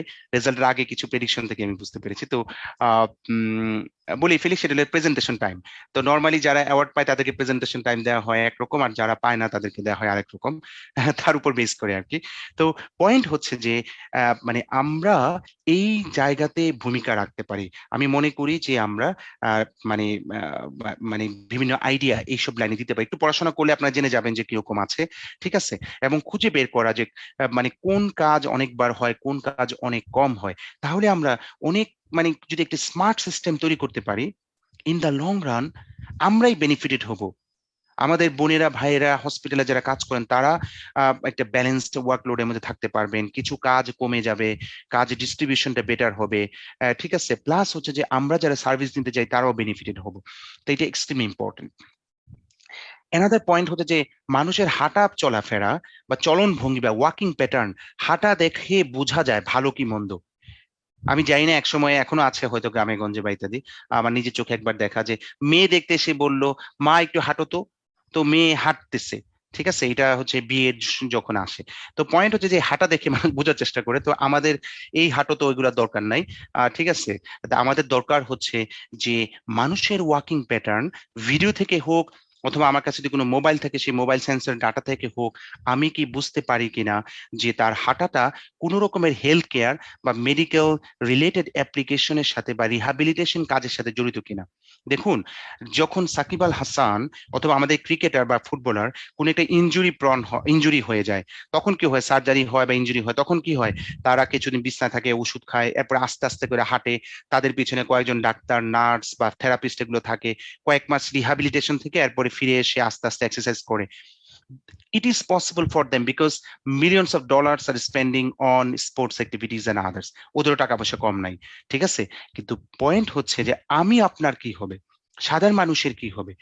আমাদের শুধু নয়, সারা পৃথিবীতেই মানে অস্বাভাবিকভাবে হাঁটার কোনো যদি আর্লি ডিসঅর্ডার ডিটেকশন করা যায়, যে অ্যাবনর্মালি কেউ হাঁটতেছে, স্পেশালি ফর এল্ডারলি পিপল, অথবা কারো স্ট্রোক হলো, এই টাইপের যদি হয়, তখন কিন্তু এটা ইম্পর্টেন্ট একটা ভূমিকা রাখতে পারে, এবং এই জায়গায় আপনারা কাজ করতে পারেন। বাংলাদেশে উন্নত বিশ্বে ডাটা কালেকশন করা খুব কঠিন। আমাদের একটা কাজ আছে, আমরা এনইসির সাথে, এটা ওসাকা ইউনিভার্সিটি বাংলাদেশের নয়, যে এনইসির সাথে কোলাবরেট করে একটা রিহ্যাবিলিটেশন হসপিটালের সাথে কোলাবরেট করে আমরা কাজ করেছি। মাত্র 130 জন পার্সনের ডাটা নিতে আমাদের 3টা বছর কাজ করতে হয়েছে, বিকজ সো রেস্ট্রিক্টেড, এবং ওই ডাটা পৃথিবীর কেউ জানবে না। আমরা 2-3 জন যারা কাজ করছি তারাই শুধু জানতে পারছি। তো পয়েন্ট হচ্ছে, এবং সেই ডাটাটা ইনভ্যালিড একসময় হয়ে যাবে, বিকজ ওইটা কেউ ব্যবহার করতে পারবে না, because of privacy and limitation. কিন্তু বাংলাদেশে আমরা সহজেই মানুষের কাছ থেকে সাপোর্ট পাই। মানুষ, আমরা অনেক ভালো গুণও আছে, আমরা শুধুমাত্র খারাপ গুলো দেখি, দেশের মানুষের দুর্নীতি বলি অথবা খারাপ নেগেটিভ এগুলো দেখে হতাশ হই। কিন্তু আমরা অনেক ভালো ভালো জিনিসও আছে আমাদের, যে মানুষ অনেক সহায়তা করে, অনেক ক্ষেত্রেই মানুষ অনেক ফ্রি সার্ভিস দেয়, ঠিক আছে, অনেক ভালোবাসে এবং অনেক টেক কেয়ার করে। কিন্তু ভালো উদ্যোগ নিলে মানুষ যে পরিমাণ প্রেইজ করে, সো দিস আর মানে অ্যামেজিং ইন বাংলাদেশ। সুতরাং আপনারা বাংলাদেশে চেষ্টা করুন যে কোনো রকমের একটা আইডিয়া জেনারেট করে অ্যাবনর্মালি হাঁটা, হসপিটালের সাথে কোলাবোরেট করলে রিহ্যাবিলিটেশন অনেক দরকার। জাস্ট পরশুদিনই আমি আমার ডিপার্টমেন্টের একটা জুনিয়র ছেলে, আমার ছাত্র, সে একটা অ্যাক্সিডেন্ট হয়েছিল এবং আমরা তাকে মানে চেষ্টা করছি যে উঠায় নিয়ে আসার জন্য। তো সে যখন কিছু ধরে হালকা হাঁটতে পারছে দেখে মনটা খুব খারাপ হলো, ভালো লাগলো যে হি ইজ গেটিং বেটার। কিন্তু আমরা যদি এই কাজগুলো আইডিয়ার এমন পর্যায়ে নিয়ে যেতে পারি যেখান থেকে কিছু করা যায়, সেটা ইম্পর্টেন্ট। এই জন্য আমাদের দৌড়ার মানে ভালো দৌড়ের উপর যেতে থাকে আর কি, দৌড়ের উপর থাকাটা খুবই প্রয়োজন, কিন্তু পচা দৌড়ের উপর থাকলে আবার আমরা মেন্টালি ডিপ্রেসড হয়ে যাব। সুতরাং উইথ কোলাবোরেশন অফ মানে উইথ হসপিটালস, আমরা যদি বিভিন্ন রকমের রানিং মাধ্যমে মনিটর করার প্রপোজালও দেই, যে মানে ওয়েলনেস মনিটরিং, এটা আমাদের ওসাকা ইউনিভার্সিটির কাজ চলছে, হসপিটালের সাথে কোলাবোরেশনের কাজ এবং একটা কোম্পানি। এখানে দেখুন যে এরকম অনেক রকমের ডেটা রয়েছে, যেখান থেকে আমরা জাস্ট বোঝার চেষ্টা করব যে আমি একটা স্ট্রোক হয়েছিল, এখন আমি নর্মালি ফিরলাম, আমার হাঁটাটা সেন্সর হোক বা ভিডিও দেখে হোক, এখন তো ভিডিও কোনো বিষয় না, ক্যামেরার মধ্যেই দুনিয়ার জিনিস আছে, তাই না? এই হচ্ছে বিষয়। তো এগুলো থেকে কিন্তু আমরা চেষ্টা করতে পারি। সুতরাং ওয়েলনেস, হেলথ, এটা ইম্পর্টেন্ট।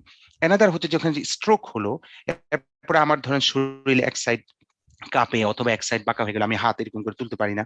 আরেকটা হচ্ছে যে ভালো, তো কি হয়, রিহ্যাবিলিটেশন হয়ে, যে বললাম যে খেলোয়াড়দের এরকম করে হাঁটে এবং চেষ্টা করে। তো ডে বাই ডে আমাদের থেরাপিস্ট বা ডক্টরস কমে যাচ্ছে, পেশেন্টস বাড়ছে। আর আমি যত বয়স হব, ন্যাচারালি আনফরচুনেটলি আমরা উইক হব, more incline to be a patient.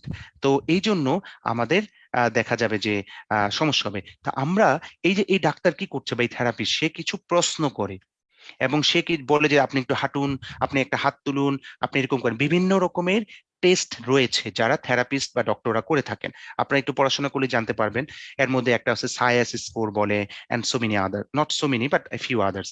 তো এখন এই করে করে, তো এইটার পরিবর্তে আমরা যে অ্যানিক্সের সাথে এবং হসপিটালের সাথে যে কাজটা করছি, সেটা কনসেপ্ট আমি শুধু বলি যাতে করে আপনারাও করতে পারেন, এবং এটা এক্সট্রিমলি ইম্পর্টেন্ট। এবং আমি রিকোয়েস্ট করি যে আমরা করি করি করি, কারণ হচ্ছে যে এটা অসম্ভব কঠিন কাজ না, সহজ ক্যাপাসিটি দিয়ে করা যায়। তো এখন ধরেন যে আমি যদি ভিডিও ডাটা নেই বা স্কেলেটন ডাটা নেই, সেটা অ্যানালাইসিস করে আমাকে শুধু গ্রেড করতে হবে যে আমি এখন স্বাভাবিক বা সুস্থভাবে হাত তুলতে পারতেছি, 2 হাত, আমার লেভেলটা মাঝারি, যে একটুখানি ডিফারেন্স হচ্ছে, দ্যাটস ওকে।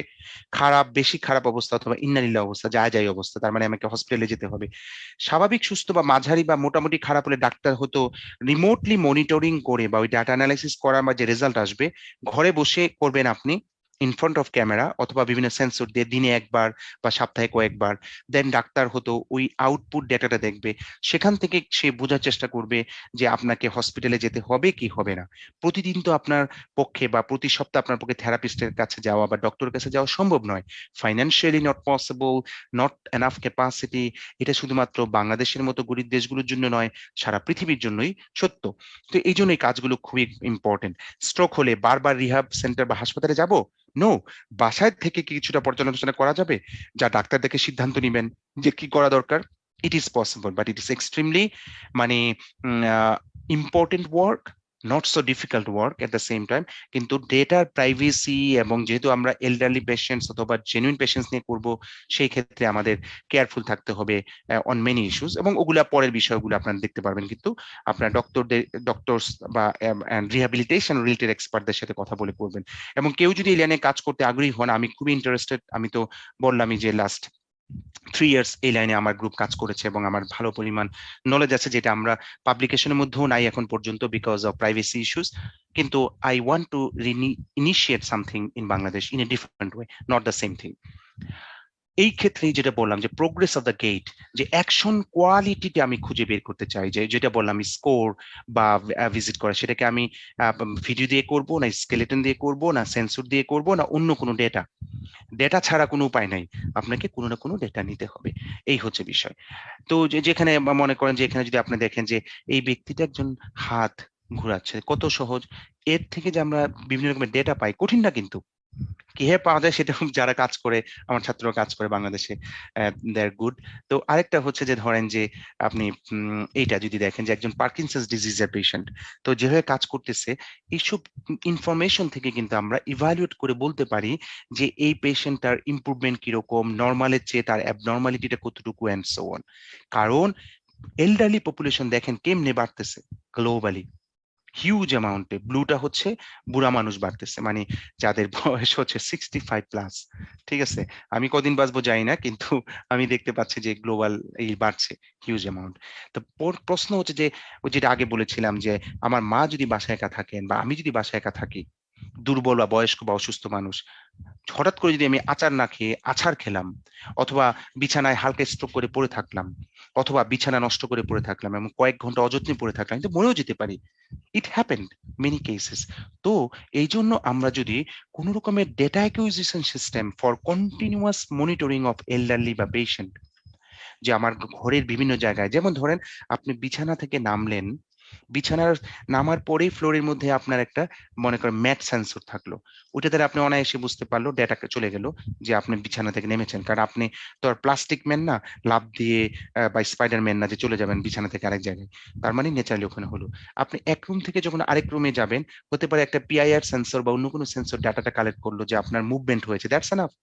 আপনি কিচেনে গিয়েছেন, টয়লেটে গিয়েছেন, যদি আপনি সারাদিন একবারও টয়লেটে না যান, কিচেনে একবারও না যান, যে সোফায় বসেন সেখানে কখনোই না যান, এরকম বিভিন্ন রকমের সেন্সর থাকলে ওগুলো ব্যবহার করে কিন্তু একটা সিস্টেম করা যায়। এই টাইপের কাজগুলো অ্যামেজিংলি ইম্পর্টেন্ট। জাস্ট বলে রাখতেছি অফ দ্য রেকর্ড যে আমাদের ওসাকা ইউনিভার্সিটির গ্রুপ এবং আমারই ছাত্র, সে এখন আমেরিকাতে আছে, মাসুদ আহমেদ, জাপান নিয়ে আসছিলাম ওসাকা ইউনিভার্সিটি, সে কিছুদিন কাজ করেছিল এবং এই প্রজেক্ট এখন অ্যামেজিংলি ভালোভাবে মানে চলতেছে পাইলট প্রজেক্ট হিসেবে, যে ইন রুম অ্যাক্টিভিটিস মনিটরিং এর জন্য স্মার্ট হাউস সিস্টেম, ইন্ডিভিজুয়াল 1 পার্সনের জন্য সিস্টেম তৈরি করে দেওয়া। এবং ফ্রান্সেরও আমি ফ্রান্স না জার্মানি, আই ফরগট এক্স্যাক্টলি, আমাদের এখানে আসছিল ওরা একটা বিশাল টিম এবং তারা একটা প্রেজেন্টেশন দিয়েছিল, এবং তারা যেটা করেছে সেটা হলো যে টয়লেটের যে প্যান, বেসিনের যেখানে জায়গা, এইসব প্রতিটা জায়গায় বিভিন্ন রকমের সেন্সর বসিয়ে বসিয়ে রেখেছে, যে ন্যাচারালি আমি একবার হলো টয়লেট যাব, আমি একবার হলো একটা মাইক্রোওয়েভ ওভেন খুলবো বা রেফ্রিজারেটর খুলবো, টিভি অন করব, এই টাইপের জিনিসগুলো, এই সবগুলোর বিভিন্ন রকমের সেন্সর ডেটা যাবে, সেগুলোকে মনিটর করে এমন ভাবে একটা প্ল্যান করবে যে অ্যাবনর্মাল কিছু হলে সে শুধু জানাবে তার নিকট আত্মীয় অথবা হোয়াটএভার, আদারওয়াইজ সবকিছু নর্মালি চলবে। সো এই টাইপের কাজটা হসপিটাল, রিহ্যাবিলিটেশন সেন্টার বা elderly support system elsewhere, it's very important. তো এই জন্য আমাদের মাথায় রাখতে হবে যে এই জিনিসগুলো মানে খুবই গুরুত্বপূর্ণ। আর হচ্ছে যে আমি শুধু বলতে চাচ্ছি যে কন্টাক্টলেস হচ্ছে, আমি দ্রুত শেষ করার চেষ্টা করছি, যে আমরা অনেক সময় যখন এল্ডারলি বা পেশেন্ট থাকি, তখন আমাদের বডিতে যদি সেন্সর থাকে আমাদের আরাম লাগে না, শুইলে ব্যথা লাগে, অ্যান্ড সো অন। সেক্ষেত্রে ভিডিও বা রেডার বা ওয়াইফাই বা অন্য কোনো কিছু দিয়ে, অন্য কোনো ডেটা দিয়ে কি আমরা সমস্যার সমাধান করতে পারি? এটা একটা ইম্পর্টেন্ট। আরেকটা হচ্ছে যে আমার কানের মধ্যে জিনিস দেয়া আছে, এই টাইপের মানে এয়ারেবল ডিভাইস বা হেডফোন বা ব্লুটুথ বা এয়ারবাড, এগুলো ব্যবহার করে কিন্তু অনেক রকমের কাজ করা সম্ভব। যেমন আমরা জানি যে অনেকের সোয়ালোইং প্রবলেম হয়, ইটস এ ডিজিজ, ডিসফ্যাগিয়া, যেটা গলার খাবার বা হানি খাইতে গেলে আটকা যায়, মানুষ মারাও যায়। আরেকটা হচ্ছে যে কমিউনিকেশন ডিসঅর্ডার, যে অনেক বাচ্চা কাচ্চা আছে বা মানুষ আছে যারা, বা অটিস্টিক চিলড্রেনের ক্ষেত্রে অনেক সময় যেটা হয়, ঢাকা ইউনিভার্সিটি ডিপার্টমেন্টও আছে এই টাইপের কিছু একটা কাজ করে। তো এগুলোর জন্য যদি আমরা কোনো পরিকল্পনা করতে পারি, কারণ হচ্ছে যে এখন সেন্সর পাওয়া যায়, এটা আমাদেরই কোনো একটা কাজ, এখানে ধরেন যে আপনার এই যে সেন্সর মানে অ্যাক্সেলোমিটার, জাইরোস্কোপ, তারপরে ব্লুটুথ এগুলো আছে, ওখান থেকে ডাটা কালেক্ট করে যদি আপনারা কিছু করতে পারেন, এগুলো গ্লোবালি, আমরা বলছি যে আমাদের স্লোগানে যে আমরা লোকালি স্কেল করব কিন্তু গ্লোবালি আমরা এটাকে ছড়িয়ে দিব, এটা সম্ভব। অটিজম স্টাডি নিয়ে প্রচুর কাজ, এবং এই সময়ে কোভিড এর সময় এক্সট্রিমলি একটা রিস্কের মধ্যে বাচ্চারা আছে, তারা যেতে পারে না। আমাদের দরকার মনোবিজ্ঞানী, কম্পিউটার এবং মনোরোগ বিশেষজ্ঞদের নিয়ে অটিজম নিয়ে অনেক কাজ করার অবকাশ এবং প্রয়োজনীয়তা রয়েছে। বাড়িতে থাকা অবস্থা যদি বেসিক কিছু কাজও যদি আমরা করা দিতে পারি, সেটাও অনেক ইম্পর্টেন্ট হিসাব হবে আর কি। তো অন্ধ চোখে দেখাও দিশা, আমি যেটা বলেছিলাম একটু আগে যে ব্লাইন্ডদের জন্য আমরা একটা ডিভাইস করেছিলাম, এটা খেলনা টাইপের হলে হবে না, সত্যিকারের কিছু করতে পারে কিনা সেটা দেখতে হবে। এবং মাথায় রাখতে হবে যে সব প্রবলেম আমরা একবারে সলভ করতে পারবো না, আমরা দুইটা তিনটা প্রবলেম নেই এবং ওইটারই জেনুইন প্রবলেম সলভ করার চেষ্টা করি। এই জন্য মানে জেনুইন প্রচেষ্টা দরকার। এবং আমাদের এই কাজটা কিন্তু আইটিবি ট্রানজাকশন অ্যাকসেপ্ট হয়েছে, কিন্তু আমরা অ্যাবনর্মালি নতুন কোনো ইনোভেশন করিনি, আমরা এক্সিস্টিং বিভিন্ন মডিউল ব্যবহার করে একটা সিস্টেমেটিক ওয়েতে রিয়েল ব্লাইন্ডদের নিয়ে কাজ করেছিলাম বলে এটা আমার ধারণা ওরা অ্যাকসেপ্ট করেছে। Mobile based mental stress, suicide prediction, এটা খুব ইম্পর্টেন্ট। বড় বিশ্ববিদ্যালয়ে আমরা জানি যে অনেকে ঠেলায় পড়ে, যেটা খুবই ইম্পর্টেন্ট যে কেউ কেউ তাই আত্মহত্যা নিয়ে গবেষণা হয়, আমরা হয়তো জানিও না যে সিএমইউ, কার্নেগি মেলন ইউনিভার্সিটির প্রফেসর যে এখন ওয়াশিংটনে আছেন, তার সাথে আমার কথা হয়েছে, সে বললো যে আসলে মানে এগুলো নিয়ে গবেষণা হচ্ছে, এবং আপনার ইউবিকম যেটা বললাম এরকম কনফারেন্স গুলোতে এগুলো নিয়ে হয়। মেন্টাল হেলথ নিয়ে প্রচুর ওয়ার্কশপ কনফারেন্স হয়, কম্পিউটার সায়েন্স, ট্রিপলি অ্যান্ড এইসব মানে রিলেটেড বড় বড় কনফারেন্স গুলোতে, একদম টপ র্যাঙ্ক কনফারেন্স গুলোতে। রিমেম্বার, অনেকের কাছে মনে হবে কনফারেন্স মানে ছোট বিষয়, সিএসসি, ট্রিপলি এইসব ডোমেইনে কিছু কনফারেন্স আছে, বা মোস্ট অফ দ্য কনফারেন্স, এবং কিছু কনফারেন্স যেগুলো টপ মোস্ট জার্নালের কাছাকাছি গুরুত্ব দেওয়া হয়, এবং আমরা সাধারণত ফুল পেপার সাবমিট করি, 20 সিঙ্গেল কলাম যদি হয় 20 পেজ, 30 পেজ, 40 পেজ, এরকম 40 একটু বেশি বলে ফেলছি, কোথাও আছে কিনা জানি না, কিন্তু 20-30 পর্যন্ত আছে। আসলে ডাবল কলামে 10 পেজ হলে সিঙ্গেল কলামে তো 20 পেজ 25 পেজ হয়ে যায়, অ্যান্ড মোর আদার্স। তো এখন আমরা যেটা হয় সেটা যে আমরা লাইলি মজনুর জন্য মরি, কিন্তু মেন্টাল হেলথ বা মানসিক সুস্থতা অনেক অনেক গুরুত্বপূর্ণ, এর জন্য আমাদের প্রচুর কাজ করা দরকার। আমরা হয়তো গুরুত্ব দেই না, আমরা দেখেছি যে আমাদের স্টুডেন্ট মারা গিয়েছে, সুইসাইড করেছে, শিক্ষকও তো বাংলাদেশে সুইসাইড করে নাই আমরা বলতেছি বা এরকম, কিন্তু কিছু কান্ট্রি আছে, জাপান ফর এক্সাম্পল, আমি নিজেই পড়েছি যে সুইসাইড করেছে। ওয়ার্কার, জামাই বউ, এই মেন্টাল হেলথ এইসব জায়গায় প্রচুর কাজ করার স্কোপ রয়েছে, কিন্তু মনোবিজ্ঞানী, সমাজবিজ্ঞানী লাগবে, সিএসসি ট্রিপলি লোকজন লাগবে, মনোরোগ বিশেষজ্ঞ লাগবে, এদেরকে নিয়ে প্ল্যান করা যেতে পারে। ছোট কাজ নিবেন, ওইটাই সলভ করার চেষ্টা করবেন। এর জন্য ডেটা কালেকশন ফ্যাক্টর হতে পারে, মোবাইল অ্যাপস এর একটা ইম্পর্টেন্ট ভূমিকা থাকবে, এরপর হচ্ছে সেন্সরের ডাটা ভূমিকা, যে প্রতিদিন একটা স্টুডেন্ট কিছু ডাটা দিবে এবং তার কিছু মানে প্রতি সপ্তাহে তার কিছু ডেটা কালেক্ট করবে কোন একজন এক্সপার্ট, সাইকোলজিস্ট হতে পারে, সাইকিয়াট্রিস্ট হতে পারে, অ্যান্ড সো অন। এই জন্য আমাদের ভুলে গেলে চলবে না যে আমাদের প্রচুর পরিমাণে মাল্টিডিসিপ্লিনারি কোলাবোরেশন দরকার, যেটা আমরা করি না। ব্যবসা যদি রূপান্তর করতে চাই তাহলে দরকার ব্যবসায়ী মহল এবং বিজনেস রিলেটেড এক্সপার্টস। আমরা সমাজে কোনো একটা কাজকে আনয়ন করব, সেই ক্ষেত্রে আমাদের সমাজ বিজ্ঞানীদের পরামর্শ এবং সহযোগিতা দরকার। তো এই বলে আমি কনক্লুড করতে চাচ্ছি যে don't keep doing easy things always.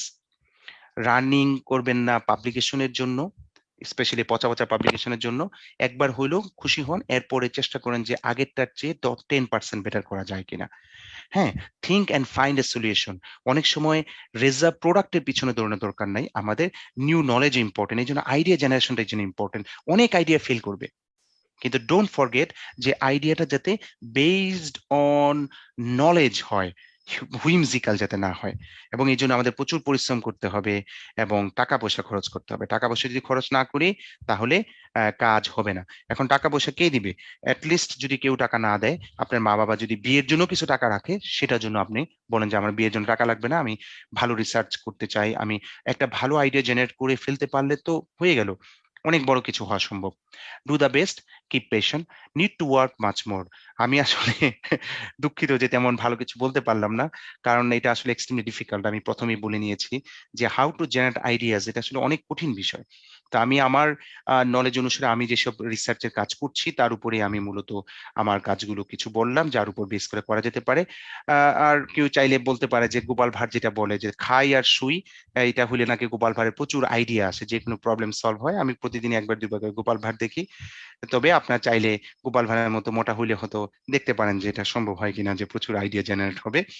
আর হচ্ছে যে আমাদের যে education, employment, health care, smart city and village, retail and e commerce, banking and finance, environment, agriculture, tourism, E commerce and so on, এই টাইপের আপনার বিভিন্ন রকমের যে 10টা ই গভর্নেন্স, 10টা মেজর টপিক রয়েছে, সেই টপিকগুলোতে আপনারা জেনারেট করেন। আমি আপনাদের বলছি যে ঢাকা ইউনিভার্সিটির একজন শিক্ষক আমাকে নক করলেন, যে উনি হচ্ছেন হিস্ট্রি বিভাগের, সম্ভবত হিস্ট্রি বা কোন একটা হিস্ট্রি, এবং উনারা কিন্তু ওইখানেও একটা আইডিয়া জেনারেট সাবমিট করতে চাচ্ছেন, করবেন। ঠিক আছে, তার মানে হচ্ছে যে আমরা শুধু এটা না ভাবি, যদিও কনফারেন্সটা হচ্ছে মানে industrial revolution and CSC Tripoli, robotics, automation, এগুলো আমরা বলছি, বাট আমাদের ডোমেইনে কিন্তু এগ্রিকালচার, এনভায়রনমেন্ট, এভরিথিং। সুতরাং কারো যদি মনে হয় যেখানেই যেটা হয়, just submit after learning well. With that I thank the organisers, UGC বাংলাদেশকে, এবং এই অনুষ্ঠানের সবাইকে ধন্যবাদ জানিয়ে আমি আজকে আমার প্রেজেন্টেশন শেষ করছি। Thank you so much. ধন্যবাদ প্রফেসর ডক্টর মোহাম্মদ আতিকুর রহমান আহাদ। আহাদ ভাইকে আসলে অসংখ্য ধন্যবাদ যে উনি খুব চমৎকার ভাবে, যে একটা সেক্টর, যদিও উনি বলছেন উনার স্পেশালিটি আসলে এই জায়গায়, উনি এই জায়গাটিতে কিভাবে আসলে কত ধরনের আইডিয়া তৈরি করা যায় বা ভবিষ্যতের জন্য প্রোডাক্ট অথবা সেবা প্রদান করা যায়, সেটা এত সুন্দর করে বুঝিয়েছেন। আমার মনে হয় এটা নিয়ে অনেকেই হয়তো আগ্রহী করবেন এবং কোশ্চেন আনসার সেশন হয়তো চাইবেন। তো আমাদের আহ আমাদের প্রধান অতিথি, মাননীয় প্রধান অতিথি, উনার বক্তব্যের পরে আমরা কোশ্চেন সেশনটা কন্টিনিউ করব ইনশাল্লাহ, যদি আতিক ভাই সময় দেন আর কি আমাদেরকে। No no problem. লাকিলি আগামীকাল হচ্ছে আমাদের holiday in Japan, national holiday, সুতরাং 10 মিনিট টাইম নেব আফটার আওয়ার। সাজ্জাদ স্যারকে অসংখ্য ধন্যবাদ যে স্যার এতক্ষণ থেকেছেন। স্যার আপনাকে অসংখ্য ধন্যবাদ। Indeed you are doing great, কোনো সন্দেহ নাই। এটার পিছনে যে আপনি এত সময় দিচ্ছেন, এত সিনিয়র পার্সন এবং এত ব্যস্ত মানুষ হয়ে, আমি আসলে সত্যিকার অর্থেই খুবই কৃতজ্ঞ আপনার। এই মানে থ্যাংক ইউ সো মাচ। আসলে প্রশংসা করা আমার জন্য একটু ডিফিকাল্ট, আমি খুব বেশি প্রশংসা করতে পারি না, বাট থ্যাংক ইউ স্যার, এই আর কি। Thank you. এবার আমি আমাদের এই অনুষ্ঠানের একদম প্রায় শেষের দিকে চলে এসেছি। এখন আমাদের প্রধান অতিথি, বাংলাদেশ বিশ্ববিদ্যালয়ের মঞ্জুরি কমিশনের মাননীয় সদস্য এবং IC4IR 2021 international conference on fourth industrial revolution and beyond এর organizing chair professor doctor Mohammad Sajjad Hossain স্যারকে বলবো, যার আসলে এই কনফারেন্সে এবং এই মুজিব 100 আইডিয়া কন্টেস্টের জন্য উনার আসলে পরিকল্পনা এবং প্রত্যেকটা বিষয়ে উনার আসলে ইনস্ট্রাকশন আমাদেরকে আসলে এগিয়ে দিতে যেতে সাহায্য করছে। এবং স্যারকে অসংখ্য ধন্যবাদ যে এত ব্যস্ত সময়ের মধ্যেও আপনি আমাদেরকে এতটুকু সময় দিয়েছেন। স্যার প্লিজ যদি আমাদের উদ্দেশ্যে কিছু বলেন। থ্যাংক ইউ আমাকে এত কিছু বলার জন্য। স্পেশালি প্রফেসর আহাদ এক্সেলেন্ট একটি প্রেজেন্টেশন দিয়েছেন, আমি খুবই উপকৃত হয়েছি, অনেক কিছু শিখেছি। আমি প্রথমেই আসসালামু আলাইকুম, গুড ইভিনিং বা শুভরাত্রি বলছি সবাইকে। আদাব, নমস্কার যারা দেখছেন। আজকের মুজিব 100 আইডিয়া ওয়ার্কশপের তৃতীয় ওয়ার্কশপের আমি সবার প্রথমে স্মরণ করছি হাজার বছরের শ্রেষ্ঠ বাঙালি জাতির অভিসংবাদিত নেতা, যার নামে এই আইডিয়া কন্টেস্ট, বঙ্গবন্ধু শেখ মুজিবুর রহমানকে। সাথে সাথে স্মরণ করছি বঙ্গমাতা শেখ ফজিলুদ্দৌলা মুজিব, শেখ কামাল, শেখ জামাল, শেখ রাসেল সহ বঙ্গবন্ধু পরিবারকে। এবং স্মরণ করছি 3রা নভেম্বর জাতীয় 4 নেতাকে, হত্যাকাণ্ডের শিকার এবং মুক্তিযুদ্ধে যারা শহীদ হয়েছেন তাদেরকে স্মরণ করছি। এবং 3 লক্ষ নারী নির্যাতিত হয়েছেন তাদেরকে স্মরণ করছি। বাঙালিদেরকে যারা দেশের জন্য কাজ করে যাচ্ছেন এবং আমাদের এই কোভিড করোনাকালীন পরিস্থিতিতে অনেকে মৃত্যুর শিকার হয়েছেন, বিশেষ করে শিক্ষা পরিবারে, তাদের স্মরণ করছি। তাদের রুহের আত্মার মাগফিরাত কামনা করছি। আমি দীর্ঘ বক্তৃতা দেব না, আমি শুধু অভিভূত হয়েছি প্রফেসর আহাদের বক্তব্য শুনে। আমি আমাদের ছাত্রছাত্রী যারা শুনছেন, এখানে যারা কানেক্টেড আছেন এবং যারা শিক্ষক, আমাদের সহকর্মী যারা কানেক্টেড আছেন, সরকারি বেসরকারি, আমাদের প্রায় 150টার বেশি ইউনিভার্সিটি। এখন আপনারা জানেন মাননীয় প্রধানমন্ত্রী বঙ্গবন্ধু কন্যা শেখ হাসিনা নেতৃত্বে বাংলাদেশ একটি অদম্য অপ্রতিরোধ্য গতিতে এগিয়ে চলেছে। আপনারা অবশ্যই দেখছেন সোশ্যাল মিডিয়াতে বা নিউজ মিডিয়াতে বঙ্গবন্ধু কন্যার অর্জন ইউনাইটেড নেশনসে আমরা বিভিন্ন পুরস্কারে ভূষিত হচ্ছে মাননীয় প্রধানমন্ত্রী। কেননা এই ক্রান্তিকালে, বিশ্বের এই ক্রান্তিকালে যখন উন্নত বিশ্ব, প্রফেসর আহাদ প্রেজেন্টেশনও বলেছেন যে উন্নত বিশ্ব অনেক ধরনের সমস্যার সম্মুখীন হয়েছে, আমাদের 17 কোটি এই বাঙালির দেশে ছোট্ট একটি ভূমিতে আমরা মাননীয় প্রধানমন্ত্রীর দূরদৃষ্টি সম্পন্ন এবং বলিষ্ঠ নেতৃত্বের কারণে আমরা আল্লাহর রহমতে এবং মহান জনগণ বা আমাদের ছাত্রছাত্রী সবার মিলিত পরিশ্রমে, আমাদের স্বাস্থ্য বিভাগ সবার পরিশ্রমে, আমাদের শিক্ষা বিভাগ, আমাদের পুলিশ বিভাগ, আমাদের সশস্ত্র বাহিনী সবার, আমাদের কর্মী, আমাদের কৃষক, আমাদের গার্মেন্টস ওয়ার্কার, আমাদের ব্যবসায়ী, সবার কারণেই সবার মিলিত ভাবে একটি অদম্য বাংলাদেশের প্রকল্প চলছে। এই করোনা পরিস্থিতিতে জিডিপি উন্নয়ন হচ্ছে, আমাদের স্বাস্থ্য ব্যবস্থা উন্নয়ন হচ্ছে। হ্যাঁ, আমাদের চ্যালেঞ্জ অনেক। আমাদের আকাশে সমুদ্র বিজয় হয়েছে, আমাদের আকাশে বঙ্গবন্ধু স্যাটেলাইট আছে, আমাদের সমুদ্রে আমরা দেখবেন মেরিটাইম ইউনিভার্সিটি হয়েছে, এরোস্পেস ইউনিভার্সিটি হয়েছে, ডিজিটাল ইউনিভার্সিটি হয়েছে, সায়েন্স অ্যান্ড টেকনোলজি ইউনিভার্সিটি হয়েছে। এবং গবেষণার জন্য মাননীয় প্রধানমন্ত্রী সবসময় বলে যাচ্ছেন গবেষণা গবেষণা গবেষণা। এবং আমরাও সৌভাগ্যবান যে মাননীয় প্রধানমন্ত্রীর নেতৃত্বে ডিজিটাল বাংলাদেশে আছে, সেটার রূপকল্প প্রতিষ্ঠা করেছেন মাননীয় আইসিটি অ্যাডভাইজার বঙ্গবন্ধু দহিত্র এবং কম্পিউটার বিজ্ঞানী আইসিটি অ্যাডভাইজার সজীব ওয়াজেদ জয় যেভাবে পরিকল্পনা দিচ্ছেন, তাতে একটি প্রযুক্তি নির্ভর বাংলাদেশ আমরা এগিয়ে যাচ্ছি। আমরা আজকেও ঘোষণা দেখেছি 5G চলে আসবে। আমরা টেকনোলজিতে আমরা ক্যাশলেস সোসাইটি বা একটি করাপশন লেস সোসাইটির দিকে এগিয়ে যাচ্ছি। তবে আমাদের যেই কথাটি আইসিটি অ্যাডভাইজার বলছেন সজীব ওয়াজেদ জয়, সেটি হচ্ছে উদ্ভাবন। কপি করে নয়, কপি করে আমাদের উন্নয়ন হবে না। বিশ্ববিদ্যালয়গুলি বিশেষ করে আমাদের তরুণ মেধাবী তরুণরা কপি না করে গবেষণা করবে এবং সাথে সাথে উদ্ভাবন করবে। আজকের এই লেকচার সিরিজ বা এরকম যদি আমরা লেকচার সিরিজ আরো বেশি দিতে পারি, দেশে বিদেশি যারা বিদেশে আমাদের এনআরবি আছেন, রিসার্চের সাথে জড়িত আছেন, আইডিয়ার সাথে জড়িত আছেন, আমাদের দেশে যারা ইন্ডাস্ট্রিতে আছেন, আমাদের অনেক ফিমেল প্রফেসর আছেন, এন্টারপ্রেনার আছেন, তাদেরকেও আমরা এখানে সংযুক্ত করতে পারি, তাদের কথা শুনতে পারি। আমাদের ট্যালেন্ট প্রতিদিনই বিভিন্ন ভাবে কেউ না কেউ এই অর্গানাইজেশন করতে পারে বা এই সেমিনার ওয়েব সিরিজ করতে পারে, যাতে করে ছাত্রছাত্রীদের মধ্যে এই আইডিয়া জেনারেশন বা ক্রিটিক্যাল থিঙ্কিং বা ইনোভেশনের পরিষ্কার ধারণাটা আসে। বিভিন্ন ধরনের বিভিন্ন ফিল্ডে, এখানে 10টি ফিল্ড যেটাকে প্রফেসর আহাদ বলেছেন, তিনি একটি ফিল্ড যেখানে হসপিটালিটি এবং হসপিটাল নার্সিং এসব নিয়ে, সেখানেও কিন্তু একটা বাহাস,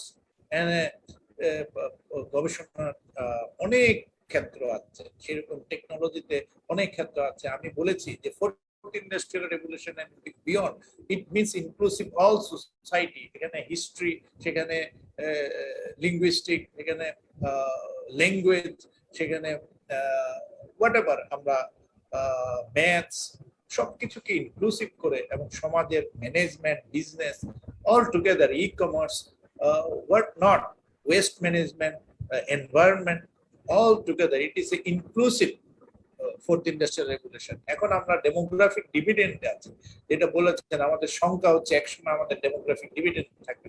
সুতরাং আমাদের এই ডিভিডেন্ড থাকাকালীন সময়ে যদি আমাদের ইয়তকে, আমাদের মেধাবী তরুণদেরকে যোগ্য করে তুলতে পারি, স্কিলে তৈরি করতে পারি, আমি এই কথাটি বলবো, পরিশ্রমের কোনো বিকল্প নাই এবং নিজের ব্রেনের উপর, নিজের আস্থার উপর, নিজের প্রবলেম সলভিং, নিজেদের দেশের জন্য, নিজেদের পরিবারের জন্য, নিজেদের সমাজের জন্য প্রবলেম সলভ করতে হবে, নিজেদের সমস্যা সমাধানের জন্য, অন্যের উপকারের জন্য, নিজের সার্ভিসের জন্য, ইউনিভার্সিটির জন্য, নিজের লোকালিটির জন্য প্রথমে চিন্তা ভাবনা করতে হবে। আমরা যদি বাস্তবসম্মত চিন্তা করি সেটাই হবে প্রধান বিষয় আমাদের গার্মেন্টস ইন্ডাস্ট্রির জন্য, আমাদের টেক্সটাইল ইন্ডাস্ট্রির জন্য, আমাদের হেলথ সেক্টরের জন্য, আমাদের রোড ব্যবস্থার জন্য, ট্রাফিক ম্যানেজমেন্টের জন্য, হোয়াট নট। আমাদের দেশ একটি ল্যান্ড অফ অপরচুনিটি হয়ে দাঁড়িয়েছে, কারণ আমাদের জনসংখ্যা, এই মানব সংখ্যা একটি সুযোগ্য জাতিতে যদি পরিণত হয়, আমরা যদি হিউম্যান রিসোর্স ফোর্থ ইন্ডাস্ট্রিয়াল রেভলিউশনে সুন্দরভাবে কাজে লাগাতে পারি, সেটাই আমাদের বিশ্ববিদ্যালয় মঞ্জুরি কমিশনের লক্ষ্য। আমাদের লক্ষ্য বিশ্ববিদ্যালয়গুলি এই বঙ্গবন্ধুর হাতে গড়া বিশ্ববিদ্যালয়ে এবং মঞ্জুরি কমিশন বঙ্গবন্ধুর হাতে গড়া, যেটি প্রথম বিজয় দিবসে কার্যকরী হয়েছে 1972 16 ডিসেম্বর, 1973 অধ্যাদেশ বা রাষ্ট্রপতির আদেশ বলে 10 নম্বর আদেশে এই কাজটি 15 ফেব্রুয়ারি জারি হয়েছে, যেটা কার্যকর হয়েছে প্রথম বিজয় দিবসে। সেখানে বিশ্ববিদ্যালয়ের সম্মান, বিশ্ববিদ্যালয়গুলিকে আধুনিক প্রযুক্তি নির্ভর এবং তথ্য প্রযুক্তি বিজ্ঞান মনস্ক জাতি তৈরি করার জন্য সর্বপ্রথম বঙ্গবন্ধু রূপরেখা দিয়েছেন। ডক্টর কুদ্দুস খোদা শিক্ষা কমিশন করেছেন বিজ্ঞানীর মাধ্যমে, এবং মাননীয় প্রধানমন্ত্রীর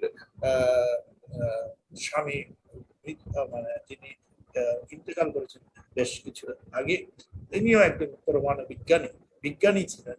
এই বঙ্গবন্ধু বিজ্ঞানীদেরকে ভালোবাসতেন, সায়েন্টিস্টদেরকে ভালোবাসতেন, শিক্ষকদেরকে ভালোবাসতেন এবং নব উদ্ভাবনকে ভালোবাসতেন। সেটি আমরা দেখতে পাচ্ছি তার সুযোগ্য দৈহিত্র সজীবাদের জয়ের মধ্যে। এবং আমরা মনে করি, আমি ব্যক্তিগতভাবে একজন শিক্ষক হিসাবে মনে করি, আমাদের যারা নতুন প্রজন্ম আছে, আমাদের ছাত্রছাত্রীরা আছে, তারাই নব উদ্ভাবন করবে, নব গবেষণা করবে এবং পরিশ্রম করে একটি আধুনিক যে ফ্রেমওয়ার্ক মাননীয় প্রধানমন্ত্রী দিয়েছেন 2030 2041 আধুনিক উন্নত বিশ্ব এবং 2071 100 বছরের বাংলাদেশ এবং ডেল্টা প্ল্যান, সবকিছুতেই বিশ্ববিদ্যালয়ের ছাত্রছাত্রীরা অথবা যে কোনো তরুণীরা বিভিন্ন সেক্টর থেকে যেখানেই আছেন, মাদ্রাসাতে আছেন, তারাও আমাদের সাথে কাজ করবে, ন্যাশনাল ইউনিভার্সিটিতে আছেন অথবা যারা ইউনিভার্সিটিতে পড়তে পারছেন না, তারাও কিন্তু পড়তে পারেন না বিভিন্ন কারণে, তাদের মধ্যেও মেধাবী তরুণ আছে, মেধাবী তরুণী আছে, তাদেরকেও আমরা সাথে নিতে চাই এবং গবেষকদেরকে সাথে রাখতে চাই, এবং সাথে সাথে যারা এন্টারপ্রিনার, গবেষক, যারা ইন্ডাস্ট্রিয়ালিস্ট। এই কারণেই আমরা বিশ্ববিদ্যালয় মঞ্জুরি কমিশন বঙ্গবন্ধুর জন্মশতবার্ষিকীতে এবং আমাদের বাংলাদেশের সুবর্ণ জয়ন্তীতে এই প্রোগ্রামটা হাতে নিয়েছি, যাতে করে একটি ইন্ডাস্ট্রি একাডেমি প্ল্যাটফর্ম সুযোগ তৈরি হয়, একটি রিসার্চ বেসড প্ল্যাটফর্ম তৈরি হয় বিশ্ববিদ্যালয়, একটি টেকনোলজি বেসড প্ল্যাটফর্ম তৈরি হয়, গবেষণা, উদ্ভাবন এবং ইন্ডাস্ট্রির সাথে লোকাল এবং ইন্টারন্যাশনাল কোলাবোরেশন, যেটা প্রফেসর আহাদ সঠিকভাবে বলেছেন, কোলাবোরেশনের প্রয়োজন, কোলাবোরেশন ছাড়া হবে না। বিভিন্ন সেক্টরের সাথে একসাথে কাজ করা, বিভিন্ন ইউনিভার্সিটির সাথে একসাথে কাজ করা, সরকারি বেসরকারি সব বিশ্ববিদ্যালয়ের সাথে, কলেজের সাথে, ইভেন যে কোনো স্কুলের সাথে যদি প্রয়োজন হয় কোলাবোরেশন করা, হসপিটালের সাথে কোলাবোরেশন করা, ডিফেন্স ইন্ডাস্ট্রির সাথে কোনো রাষ্ট্রায়ত্ত সংস্থা, বেসরকারি সংস্থা এবং ইন্টারন্যাশনাল কোম্পানিগুলি আমরা চাইবো। এখানে আমরা চাইবো আমাদের আলিবাবার মতো বা গুগলের মতো, অথবা যেটা আমাদের মাননীয় প্রধানমন্ত্রী আইসিটি উপদেষ্টা বলছেন, স্বপ্ন দেখছেন একটি সমাজে যেখানে বঙ্গবন্ধুর সেই সোনার বাংলা হবে একটি ক্যাশলেস সোসাইটি এবং আধুনিক প্রযুক্তি নির্ভর সোসাইটি, যেখানে বড় বড় টেকনোলজি ড্রিভেন কোম্পানি তৈরি হবে, যে কোম্পানিগুলি দেশের প্রবলেম সলভ করে গ্লোবালি স্কেল করবে। সেই স্লোগানটা সুন্দরভাবে এই মুজিব 100 আইডিয়াতে এসেছে, ইনোভেট লোকালি, স্কেল গ্লোবালি। আমি বলবো আমাদের সভাপতি যিনি প্রফেসর শাহাদাত হোসেন সুন্দরভাবে এই প্রোগ্রাম চালিয়ে যাচ্ছেন, আমাদের সম্পাদক প্রফেসর শামীম আল মামুন সুন্দরভাবে পরিচালনা করছেন, এবং বিভিন্ন ফোকাল পয়েন্ট, বিভিন্ন বিশ্ববিদ্যালয়ের টিচার, ছাত্র, ফ্যাকাল্টি, আমাদের সমকর্মী এবং বৃন্দ সবাই আমি মনে করব এই কনফারেন্সে একসাথে কাজ করবেন এবং ছাত্রছাত্রীকে উৎসাহিত করবেন এবং নিজেরাও পার্টিসিপেট করবেন। আমরা এখান থেকে একটি নতুন ধারার সৃষ্টি করতে চাই, গবেষণা, উদ্ভাবন এবং আন্তর্জাতিককরণ, গ্লোবালিকরণ এবং দেশীয়করণ, সাথে সাথে নিজস্ব কালচার, কৃষ্টি, নিজস্ব মেধাকে আমাদের প্রোটেকশন দিয়ে আমরা এগিয়ে যাব অদম্য বাংলাদেশে, অপ্রতিদ্বন্দ্বী বাংলাদেশে।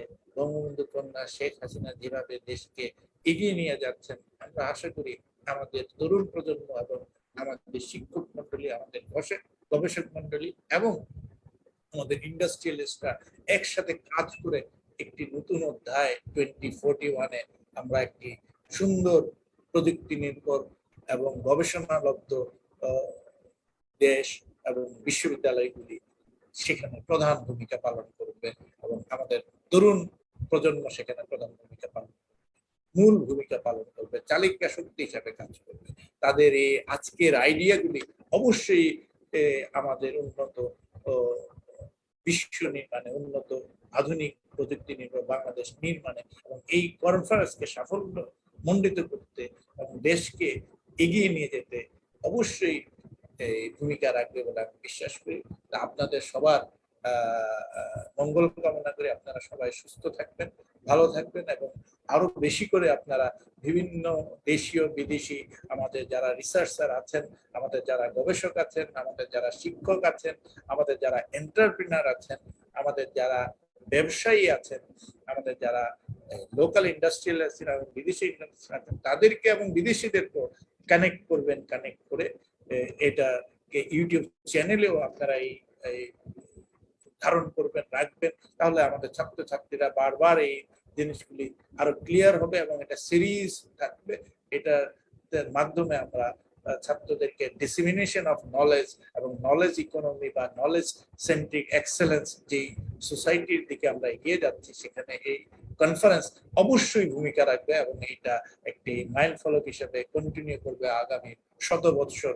মুজিব 100 বৎসর আমরা এই অঙ্গীকার করছি, এটা আগামীতে আরো 100 বৎসর এই কনফারেন্স এবং এই আইডিয়া প্রতিযোগিতা আমাদের দেশকে এগিয়ে নিয়ে যাবে।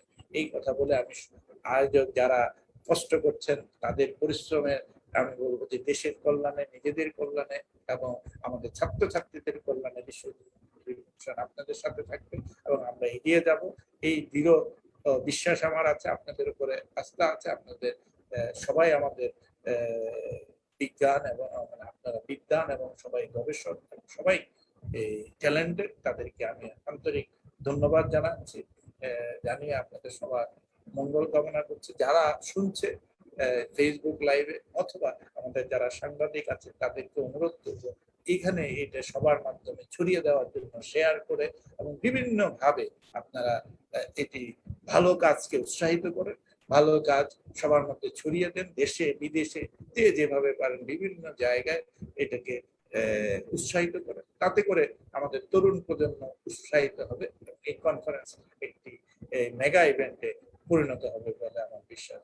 সবাইকে আবারও ধন্যবাদ জানাচ্ছি। আমাদের চেয়ারম্যান যিনি এই সভা সভাপতিত্ব করছেন তাকেও ধন্যবাদ জানাচ্ছি, জানিয়ে আমি আমার বক্তব্য এখানে শেষ করছি। আমি আবারও কিনোট স্পিকার যিনি প্রফেসর আহাদকে ধন্যবাদ জানাচ্ছি। যারা শুনছেন তাদেরকে ধন্যবাদ জানিয়ে আমার বক্তব্য শেষ করছি। জয় বাংলা, জয় বঙ্গবন্ধু, বাংলাদেশ চিরজীবন। ধন্যবাদ সবাইকে। Thank you sir. ধন্যবাদ স্যারকে, স্যারের আসলে অতি মূল্যবান বক্তব্য রাখার জন্য। এবং আমি আবারও কৃতজ্ঞতার সাথে স্যারকে স্মরণ করতে চাই যে স্যার ব্যস্ততম সময় থেকে আমাদেরকে এত অনেকক্ষণ সময় দিলেন এবং অবশ্যই স্যারের দক্ষতায় এবং স্যারের অনুপ্রেরণায় আমরা যেভাবে এগিয়ে যাচ্ছি, আমরা আশা করব স্যারের কথার সূত্র ধরেই যে আমাদের এখানে যারা পার্টিসিপেন্ট আছেন তারা সকলে আমাদেরকে সাহায্য করবেন এই সুন্দর তরুণদেরকে এগিয়ে নিয়ে যাওয়ার, এই ধরনের একটা ইনোভেটিভ এডুকেশন প্রসেসের মধ্যে তাদেরকে নিয়ে আসার জন্য আমরা সকলে মিলে চেষ্টা করব। আমার মনে হয় আমাদের জাতির জনক বঙ্গবন্ধু শেখ মুজিবুর রহমানের যে সোনার বাংলা, সেটা আমরা অবশ্যই গড়ে তুলতে পারবো ইনশাআল্লাহ আগামীতে। এবং অবশ্যই স্যারের কথায় অলরেডি আপনারা সবাই জেনেছেন যে এসডিজি বা উন্নয়ন লক্ষ্যমাত্রা অর্জনের জন্য আমাদের মাননীয় প্রধানমন্ত্রী একটি পুরস্কার অলরেডি পেয়েছেন, গ্লোবালি রেকগনাইজড হয়েছেন। এজন্য আমরা মাননীয় প্রধানমন্ত্রী বঙ্গবন্ধু কন্যা শেখ হাসিনাকেও ধন্যবাদ জ্ঞাপন করছি। এবং এই প্রতিযোগিতার মাধ্যমে আরো আমরা এসডিজির যে প্ল্যান অর্জনের লক্ষ্যে আরো যে 19টি সেক্টর আছে, আমাদের 17টি সেক্টর আছে, সেই প্রত্যেকটি সেক্টরে আমরা এক এক বছর করে আমরা এগিয়ে যাব এবং এই প্রতিযোগিতাই হবে সেই এসডিজি লক্ষ্য, উন্নয়ন লক্ষ্যমাত্রাকে পূরণ করার একটা ক্ষেত্র। সো ধন্যবাদ স্যারকে, ধন্যবাদ এখানে যারা উপস্থিত আছেন সকলকে। এই মুহূর্তে আমি এই অনুষ্ঠানের কিউএন সেশনে, মানে কোশ্চেন এবং অ্যান্সার সেশনে যাওয়ার আগে আমি একটু অনুরোধ করব আমাদের এই অর্গানাইজিং কমিটির সভাপতি বা chair professor doctor Sadat Hossain স্যারকে এই অনুষ্ঠানের জাস্ট কিউএন সেশনটা পরিচালনা করার জন্য। ধন্যবাদ স্যার। ধন্যবাদ আমাদের সেক্রেটারি মুজিব।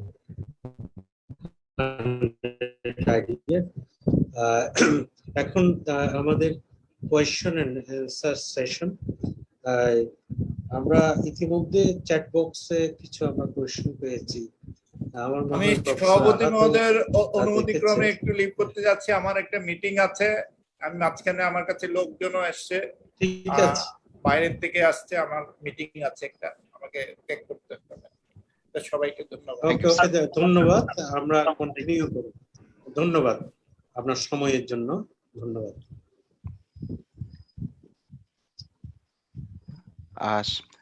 সাদাত স্যার, ওই যে প্রশ্নগুলো তো আমি দেখতে পাচ্ছি, প্রশ্নগুলো আমি একটু যদি আপনি একটার পর একটা যদি অ্যানসার করেন অন করে দেই সকল পার্টিসিপেন্টের জন্য। আমরা একটু দুঃখিত যে আসলে আমাদের সুষ্ঠুভাবে পরিচালনার জন্য আমরা সকলের মাইক্রোফোনটা অফ করে রেখেছিলাম। এখন আমি ওপেন করে দিচ্ছি, যদি কারো কোনো জিজ্ঞাসা থাকে তাহলে মাইক্রোফোন অন করে কোশ্চেন করেন অথবা চ্যাট বক্সে দিতে পারেন। আচ্ছা, চ্যাট বক্সে যেগুলো এসেছে সেগুলো আমরা উত্তর দেই, এরপরে হতে ওই যে নাহিদ আল মুবিন উনি প্রশ্ন করবেন। তো চ্যাট বক্সে যারা দিয়েছেন যদি আগে আসবেন, আগে প্রশ্নের উত্তর পাবেন, এই ভিত্তিতে আর কি।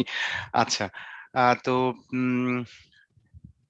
আচ্ছা, ওই যে 25শে সেপ্টেম্বর পর্যন্ত থাকবে নাকি বাড়বে?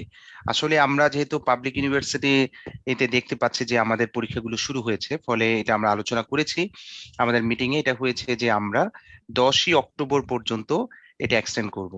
এটা মানে এই জন্য না যে আমাদের সাবমিশন কম পড়েছে, অলরেডি আমাদের সাবমিশন যথেষ্ট পরিমাণ আসছে, কিন্তু আমরা প্রত্যাশা করছি যে আরো অনেক আসবে, এই জন্য আমাদের হবে এবং ওয়েবসাইট আপডেট করা হবে। সুতরাং যাদের পরীক্ষা আছে তোমরা মানে পরীক্ষাটা ভালো করে দাও, হঠাৎ করে অনেকদিন পর পরীক্ষা, কিন্তু এট দ্য সেম টাইম একটু একটু করে করে খেলাধুলা দেখা বাদ দিয়ে, অন্য কিছু বাদ দিয়ে এই আইডিয়া জেনারেশনটা হয় যাতে। এরপর, is there any valid source of funding for this kind of works for students beside their study? Ziaul Haque প্রশ্ন করেছে, খুবই সুন্দর প্রশ্ন।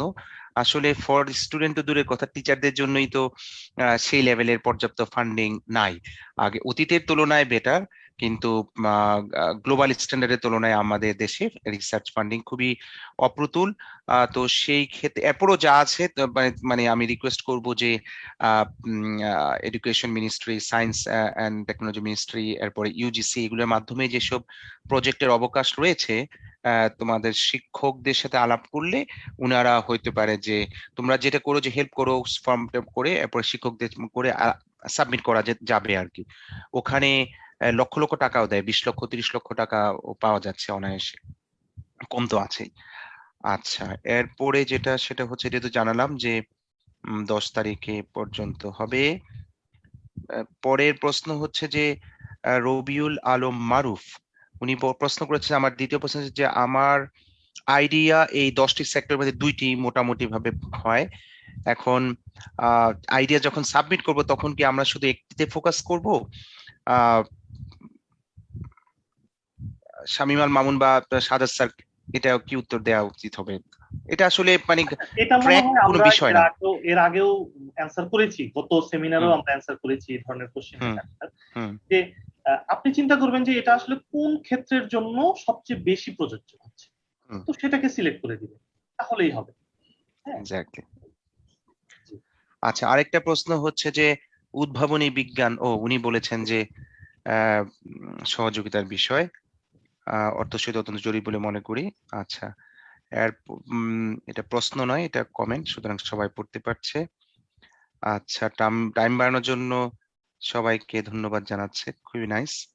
অলরেডি 224টা সাবমিশন হয়েছে, আমাদের দরকার মাত্র 100টা। সুতরাং আমরা আশা করছি যে আরো পড়বে আমাদের ছেলে মেয়েরা, এবং বেশি পড়লে যে আমরা মানে আহত হব তা না। যদি দেখা যায় যে 100টার পরেও ভালো ভালো আছে, আমরা ডিফারেন্ট ভাবে পজিটিভলি চিন্তা করব। সুতরাং আপনারা আইডিয়া সাবমিট করেন। 17-18 কোটি মানুষের মধ্যে আইডিয়া জেনারেশন আসবেই, এবং এটা ভালো হবে সেটা আমরা আশা করি।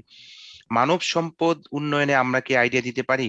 হ্যাঁ, মানব সম্পদ উন্নয়নে তো অবশ্যই আইডিয়া দিতে পারেন, কিন্তু সেটা দেখতে হবে যে যেই 10টা ট্র্যাক আছে তার কোনটার সাথে ম্যাচ করে।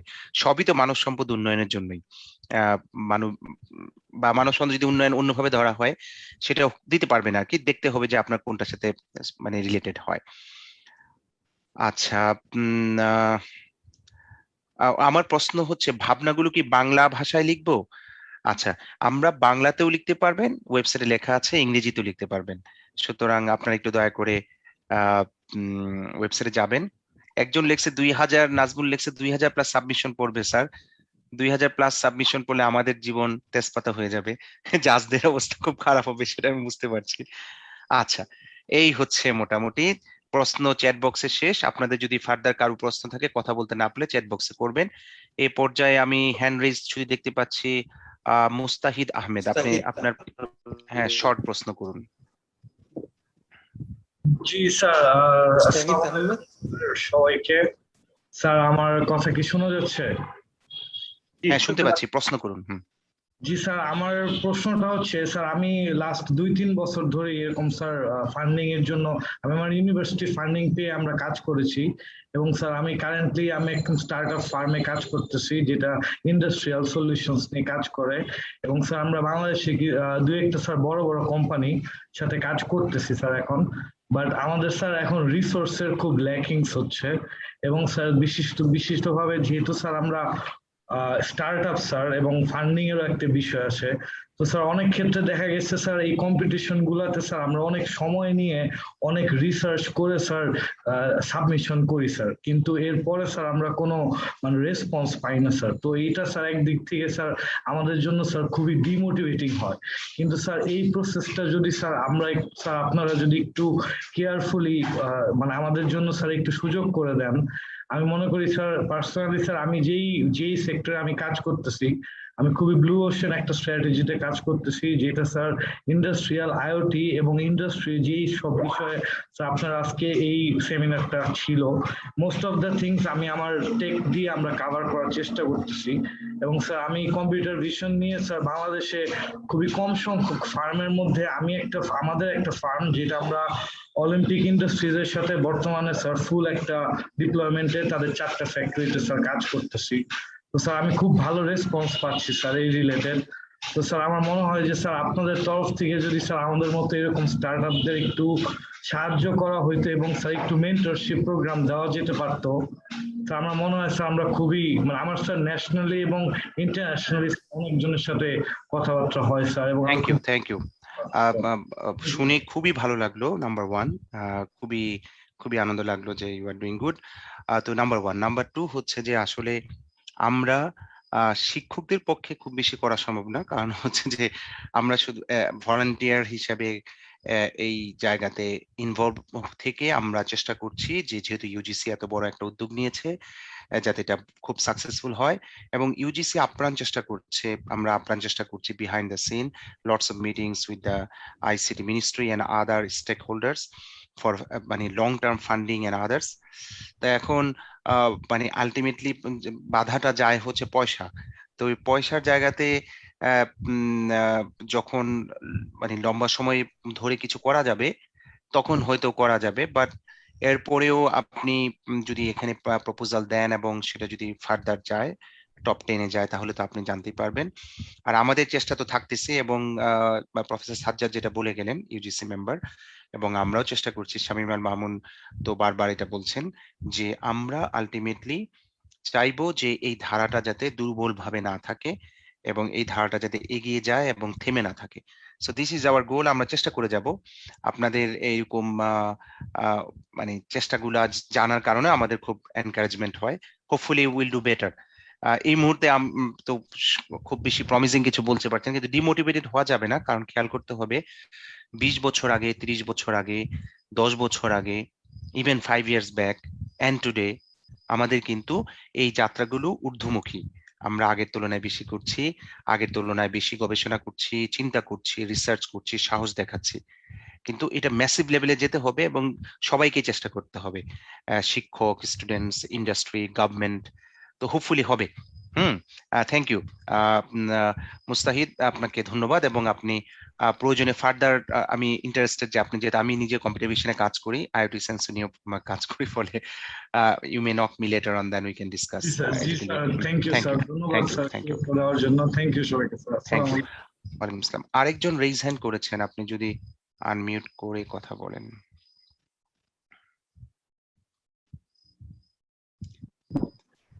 আচ্ছা, রেইজ হ্যান্ড চলে গেছে। তাহলে আমরা সাদেক স্যার, আমরা তাহলে ওই যে চ্যাট বক্সে আছে নাকি? চ্যাট বক্সে আমরা মনে হয় হ্যাঁ সবই অ্যানসার করা হয়ে গেছে। আচ্ছা আচ্ছা, একটা যেটা সেটা হলো যে, can we keep an English and Bangla version of the FAQ or do we have to choose just one? তো এটা হচ্ছে যে আপনি দুইটাই করতে পারেন, কোনো সমস্যা নাই। বাংলা এই সহজ যে কোশ্চেন এন্ড অ্যান্সার গুলো মানে আমরা অনেক সময় পাচ্ছি, আসলে কি আমাদের ওয়েবসাইট, ফেসবুক পেজ, এগুলোতে কিন্তু সুন্দর করে দেওয়া আছে এগুলো। প্লাস আমাদের যে আগের যে ভিডিওগুলো কেউ যদি দেখেন, আজকে যারা নতুন করে জয়েন করলেন তারা দেখবেন ইনশাল্লাহ, সেগুলোতে আছে। তারপরে কিভাবে সাবমিট করবেন, টেমপ্লেটটা কি ধরনের হবে, তারপরে এক্সাম্পল আছে কিনা সেটা, তারপরে আর কি কি ধরনের এক্সাম্পল হতে পারে। হ্যাঁ, এগুলো আমাদের আগের ভিডিওগুলো প্লাস হলো গিয়ে আমাদের ওয়েবসাইটে লিংকও দেওয়া আছে। তো সেখানে যদি যান তাহলে একদম আপনি ক্লিয়ার হয়ে যাবেন দল কিভাবে গঠন করবেন। ভাষার বেলায় আমি আগেও বলছি, বাংলা, ইংলিশ আপনারা নিতে পারবেন, আমরা অন্য কোনো ল্যাঙ্গুয়েজ নিচ্ছি না, কারণ আমরা করতে পারি না। হ্যাঁ, তো আমি একটু জাপানিজ করতে পারবো, সমস্যা নেই।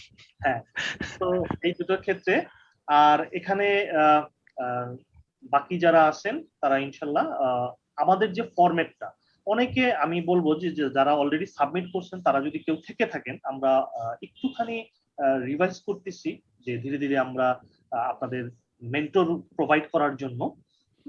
তো সেক্ষেত্রে দেখছি যে আপনারা অ্যাজ ইউজুয়াল যেভাবে সাবমিট করে থাকেন সেভাবেই হয়তো দিচ্ছেন, কিন্তু আমাদের কিন্তু একটা ফরম্যাট আছে, পিআর ফরম্যাট। আপনারা ওয়েবসাইটে গেলে সেই ফরম্যাটটা পাবেন এবং তার টেমপ্লেটগুলো পাবেন। আপনার আইডিয়াটা ওইভাবে ঠিক লিখে আমাদের কাছে সাবমিট করুন। হ্যাঁ, এটা আমার লাস্ট আহ্বান। এবং আমার মনে হয় এখন আমরা আমাদের সেশন শেষ করতে পারি। তো সেই সেশনের শেষে আমি প্রফেসর ডক্টর মোহাম্মদ সাদাত হোসেন স্যারকে বলবো যে আপনার শেষ কথাটা যদি একটু বলতেন স্যার। ধন্যবাদ ডক্টর শামীম আল মামুন। এবং আমি আসলে কৃতজ্ঞতা জানাচ্ছি, ধন্যবাদ জানাচ্ছি আমার অন্তরের অন্তঃস্থল থেকে প্রফেসর ডক্টর আহাদকে, যিনি অনেক কষ্ট করে আজকের খুবই যদিও হাউ টু জেনারেট আইডিয়া কিভাবে জেনারেট করবে, যদিও বলতে সহজ, আমি বুঝি ওনার পেইনটা কত কষ্ট করেছে। এবং উনি বক্তৃতার মধ্যেই বলেছে গত 15 দিন ধরে উনি চিন্তা করছেন। এবং আমরা একটা ইউনিক, একটা চমৎকার একটা প্রেজেন্টেশন দেখতে পেলাম, যেখানে আইডিয়া কিভাবে জেনারেট করতে হয়। এবং এই প্রেজেন্টেশনটা যেহেতু এটা ফেসবুকে থাকবে, ইউটিউবে থাকবে, আমরা আমাদের বাংলাদেশের শিক্ষক ছাত্রদের আমি বিনীতভাবে অনুরোধ করব, এটা আপনারা বারবার দেখবেন, অনেক আইডিয়া পাবেন। যে 10টা ট্র্যাকের কথা বলছি, সেখানে কিন্তু অনেক আইডিয়া, বাংলাদেশের অনেক সমস্যা আছে, সেগুলো পাবেন। ওইটা শুনেন, তাহলে আমার মনে হয় না কোনো সমস্যা হবে। এবং আমরা যে মূল জিনিসটা আমরা বারবার বলছি, প্রেস রিলিজ, অর্থাৎ আপনি একটা জিনিস করতে চাচ্ছেন, সেটা আপনার পত্রিকায় একটা প্রেস বিজ্ঞপ্তি দেবেন। জিনিসটা এইভাবে চিন্তা করবেন, just right 1 page, that's enough. এটা করে আপনারা সাবমিট করে দেন। তারপরে আমরা আপনাদেরকে, এরপরে আপনাদের দায়িত্ব আমরা নিচ্ছি, আমরা আপনাদেরকে মেন্টরিং করব, আমরা স্ল্যাক অনেক কিছু কিন্তু টিম আমরা গঠন করেছি কিভাবে আপনাদের সহযোগিতা করব। আপনারা যে আইডিয়াটা অর্থাৎ যেটাকে আমরা বলছি প্রেস রিলিজ, সেটাকে আপনি কিভাবে একটা ছোট্ট একটা ডেমোতে, যেটাকে আমরা বলছি যে মিনিমাম ভায়াবল প্রোডাক্টে আপনি রূপান্তরিত করতে পারবেন অক্টোবর নভেম্বরে কাজ করে, সেটার কিন্তু সার্বক্ষণিক সহযোগিতাও কিন্তু আমরা দেব। এবং পরিশেষে আপনার ডিসেম্বরে আমরা টপ 100টা প্রজেক্টকে আইডিয়াকে আমরা পুরস্কৃত করব, যার মধ্যে থেকে টপ 10টা আইডিয়াকে আইসিটি ডিভিশন 10 লক্ষ টাকা করে দিয়ে ইনকিউবেশন করবো, অর্থাৎ আপনি স্টার্ট আপ কোম্পানি শুরু করতে পারবেন এবং ওখান থেকে আমাদের ইনকিউবেশন করবেন। তারপরে আপনি পাইলটিং এ আপনার মার্কেটে নিয়ে যাবেন, রিসার্চ গ্যাপ বের করবেন, আমরা আবার গবেষণা করব, অর্থাৎ আপনার প্রোডাক্টটা আইডিয়ার মাধ্যমে যে প্রোডাক্ট তৈরি হবে, আইডিয়ার মাধ্যমে যে আপনার কোম্পানি তৈরি হবে, সেই কোম্পানির প্রোডাক্টটা যেন রোবাস্ট এবং রিলায়েবল হতে পারে, এই জীবন চক্রটা আমরা এখানে কিন্তু শুরু থেকে শেষ করতে চাই। এটাই হচ্ছে কি আমাদের অ্যাম্বিশন। আমরা ইতিমধ্যে 3টা এরকম আমরা ওয়ার্কশপ করেছি। প্রথম ওয়ার্কশপে ছিল যেটা সেপ্টেম্বরের 4 তারিখ, সেটা আমাদের ফেসবুক পেজে অ্যাভেলেবল আছে, যেখানে জামান ভাই যে আমাজন ওয়েব সার্ভিসের উনি টক দিয়েছিল, press release, frequently asked question, এখানে অনেক কথা বলেছেন। আমি আপনাদেরকে অনুরোধ করব বিনীতভাবে 4 সেপ্টেম্বরের আপনারা টকটা দেখেন, ভিডিওগুলো একটু চালিয়ে দেখেন। তারপরে আমরা আবার 10 তারিখ একটা আমরা ওয়েবিনার করেছি, যেখানে ইউটিউবের পক্ষ থেকে আমরা ওখানে কথা বলেছি। আমাদের সেক্রেটারি ডক্টর শামীমান মামুন বলেছেন, জামান ভাই বলেছেন, ওগুলো একটু শুনে দেখেন। এবং সর্বোপরি আজকে প্রফেসর আহাদ যে চমৎকার একটা প্রেজেন্টেশন দিয়েছে, এটা একটু শুনে দেখেন। আমার মনে হয় আপনারা এই 3টা 4 সেপ্টেম্বর, 10 সেপ্টেম্বর এবং আজকে হচ্ছে 22 সেপ্টেম্বর, এই 3টা টক আপনারা শুনে দেখেন এবং আপনারা আরো বেশি উজ্জীবিত হওয়ার জন্য আমি আপনাদেরকে অনুরোধ করব 15 সেপ্টেম্বর যখন আমাদের মাননীয় শিক্ষামন্ত্রী ডাক্তার দীপমণি আমাদের উদ্বোধন করলেন, ওখানেও কিন্তু আমরা অনেকে অনেক কথা বলেছি, ফ্রেমওয়ার্কের কথা বলেছি, ওটাও একটু শুনে থেকে এই 4টা আপনারা যদি ওয়েবিনার শুনে থাকেন, আমার মনে হয় না বাংলাদেশে কোনো শিক্ষক ছাত্র আইডিয়া সাবমিট না করে পারবে না। এটা একদম ইজিলি কিন্তু এটা বোঝা যাবে। পরিশেষে আমি যেটা বলবো, আপনারা জানেন আমাদের জাতির পিতা, 1000 বছরের শ্রেষ্ঠ বাঙালি, যার জন্ম না হলে আমরা এই বাংলাদেশটা পেতাম না, এটা অস্বীকার করার কোনো উপায় নেই। এবং আপনারা জানেন আজকে যদি আমাদের জাতির পিতা বেঁচে থাকতো, 2021 সালের যে বাংলাদেশ আমরা পেয়েছি, সেটা গবেষণায় দেখা গেছে আমরা সেটা 1985 সালে কিন্তু পেতাম। আপনারা জানেন জাতির পিতাকে আমাদের মধ্যে নাই, কি বড় ক্ষতি হয়ে গিয়েছে। বাংলাদেশ 100 বছর কিন্তু পিছিয়ে গিয়েছে, কিন্তু আমরা জাতির পিতার স্বপ্ন থেকে অনুপ্রাণিত হতে চাই, অর্থাৎ তার ওনার জন্ম শতবার্ষিকীতে এমন আমরা ইনোভেশন করতে চাই যেটা আমাদের বাংলাদেশকে আরো 1000 বছর এগিয়ে নিয়ে যাবে। আমাদের মাননীয় ইউজিসি মেম্বার বলেছেন এই যে মুজিব 100 আইডিয়া কন্টেস্ট, এটাকে আমরা 100 বছর ধরে কিন্তু চালিয়ে নিতে হবে। উদ্ভাবনের একটা সংস্কৃতি আমাদেরকে তৈরি করতে হবে। যেহেতু এই মুজিব 100 আইডিয়ার সাথে এইটার সাথে আমাদের যেহেতু জাতির পিতার নাম জড়িয়ে আছে, আমাদের আমি মনে করি আমাদের একটা নৈতিক একটা ধারণা আছে, আমাদের একটা দায়িত্ব আছে এটাকে সাকসেসফুল করা। সর্বোপরি পুরো কনফারেন্সটাকে যেন আমরা সাকসেসফুল করতে পারি, যেটা ইউজিসির ইতিহাসে প্রথম এই ধরনের কনফারেন্স হতে যাচ্ছে। আমি পরিশেষে আপনারা যারা আমাদের ওয়েবিনারে ছিলেন, ধৈর্য ধরে শুনেছেন, সময় দিয়েছেন, সবার প্রতি আমাদের কমিটির পক্ষ থেকে আমরা কৃতজ্ঞতা প্রকাশ করছি এবং বেশি কৃতজ্ঞতা প্রকাশ করছি প্রফেসর ডক্টর আহাদকে। উনি অর্গানাইজিং কমিটির মেম্বার, উনিও প্রতিদিন সময় দিচ্ছেন এবং সামনে আরো সময় দেবেন। আমরা সাকসেসফুল হতে চাই, এখানে আমাদের নিজেদের কিন্তু কোনো চাওয়া পাওয়ার কিছুই নাই, আমরা শুধু চাই দেশটা এগিয়ে যাক, এমন কিছু আমরা করি বিশ্ববিদ্যালয়ের জন্য, ইন্ডাস্ট্রির জন্য, দেশের জন্য, যেটা একটা ইতিহাস হয়ে থাকবে। তো আমি পরিশেষে সবাইকে আবারও ধন্যবাদ জানাচ্ছি। বাংলাদেশ দীর্ঘজীবী হোক। জয় বাংলা, জয় বঙ্গবন্ধু। Thank you. সবাই ভালো থাকবেন, সুস্থ থাকবেন এবং আইডিয়া সাবমিট করবেন এই বলে শুভরাত্রি। আসসালামু আলাইকুম।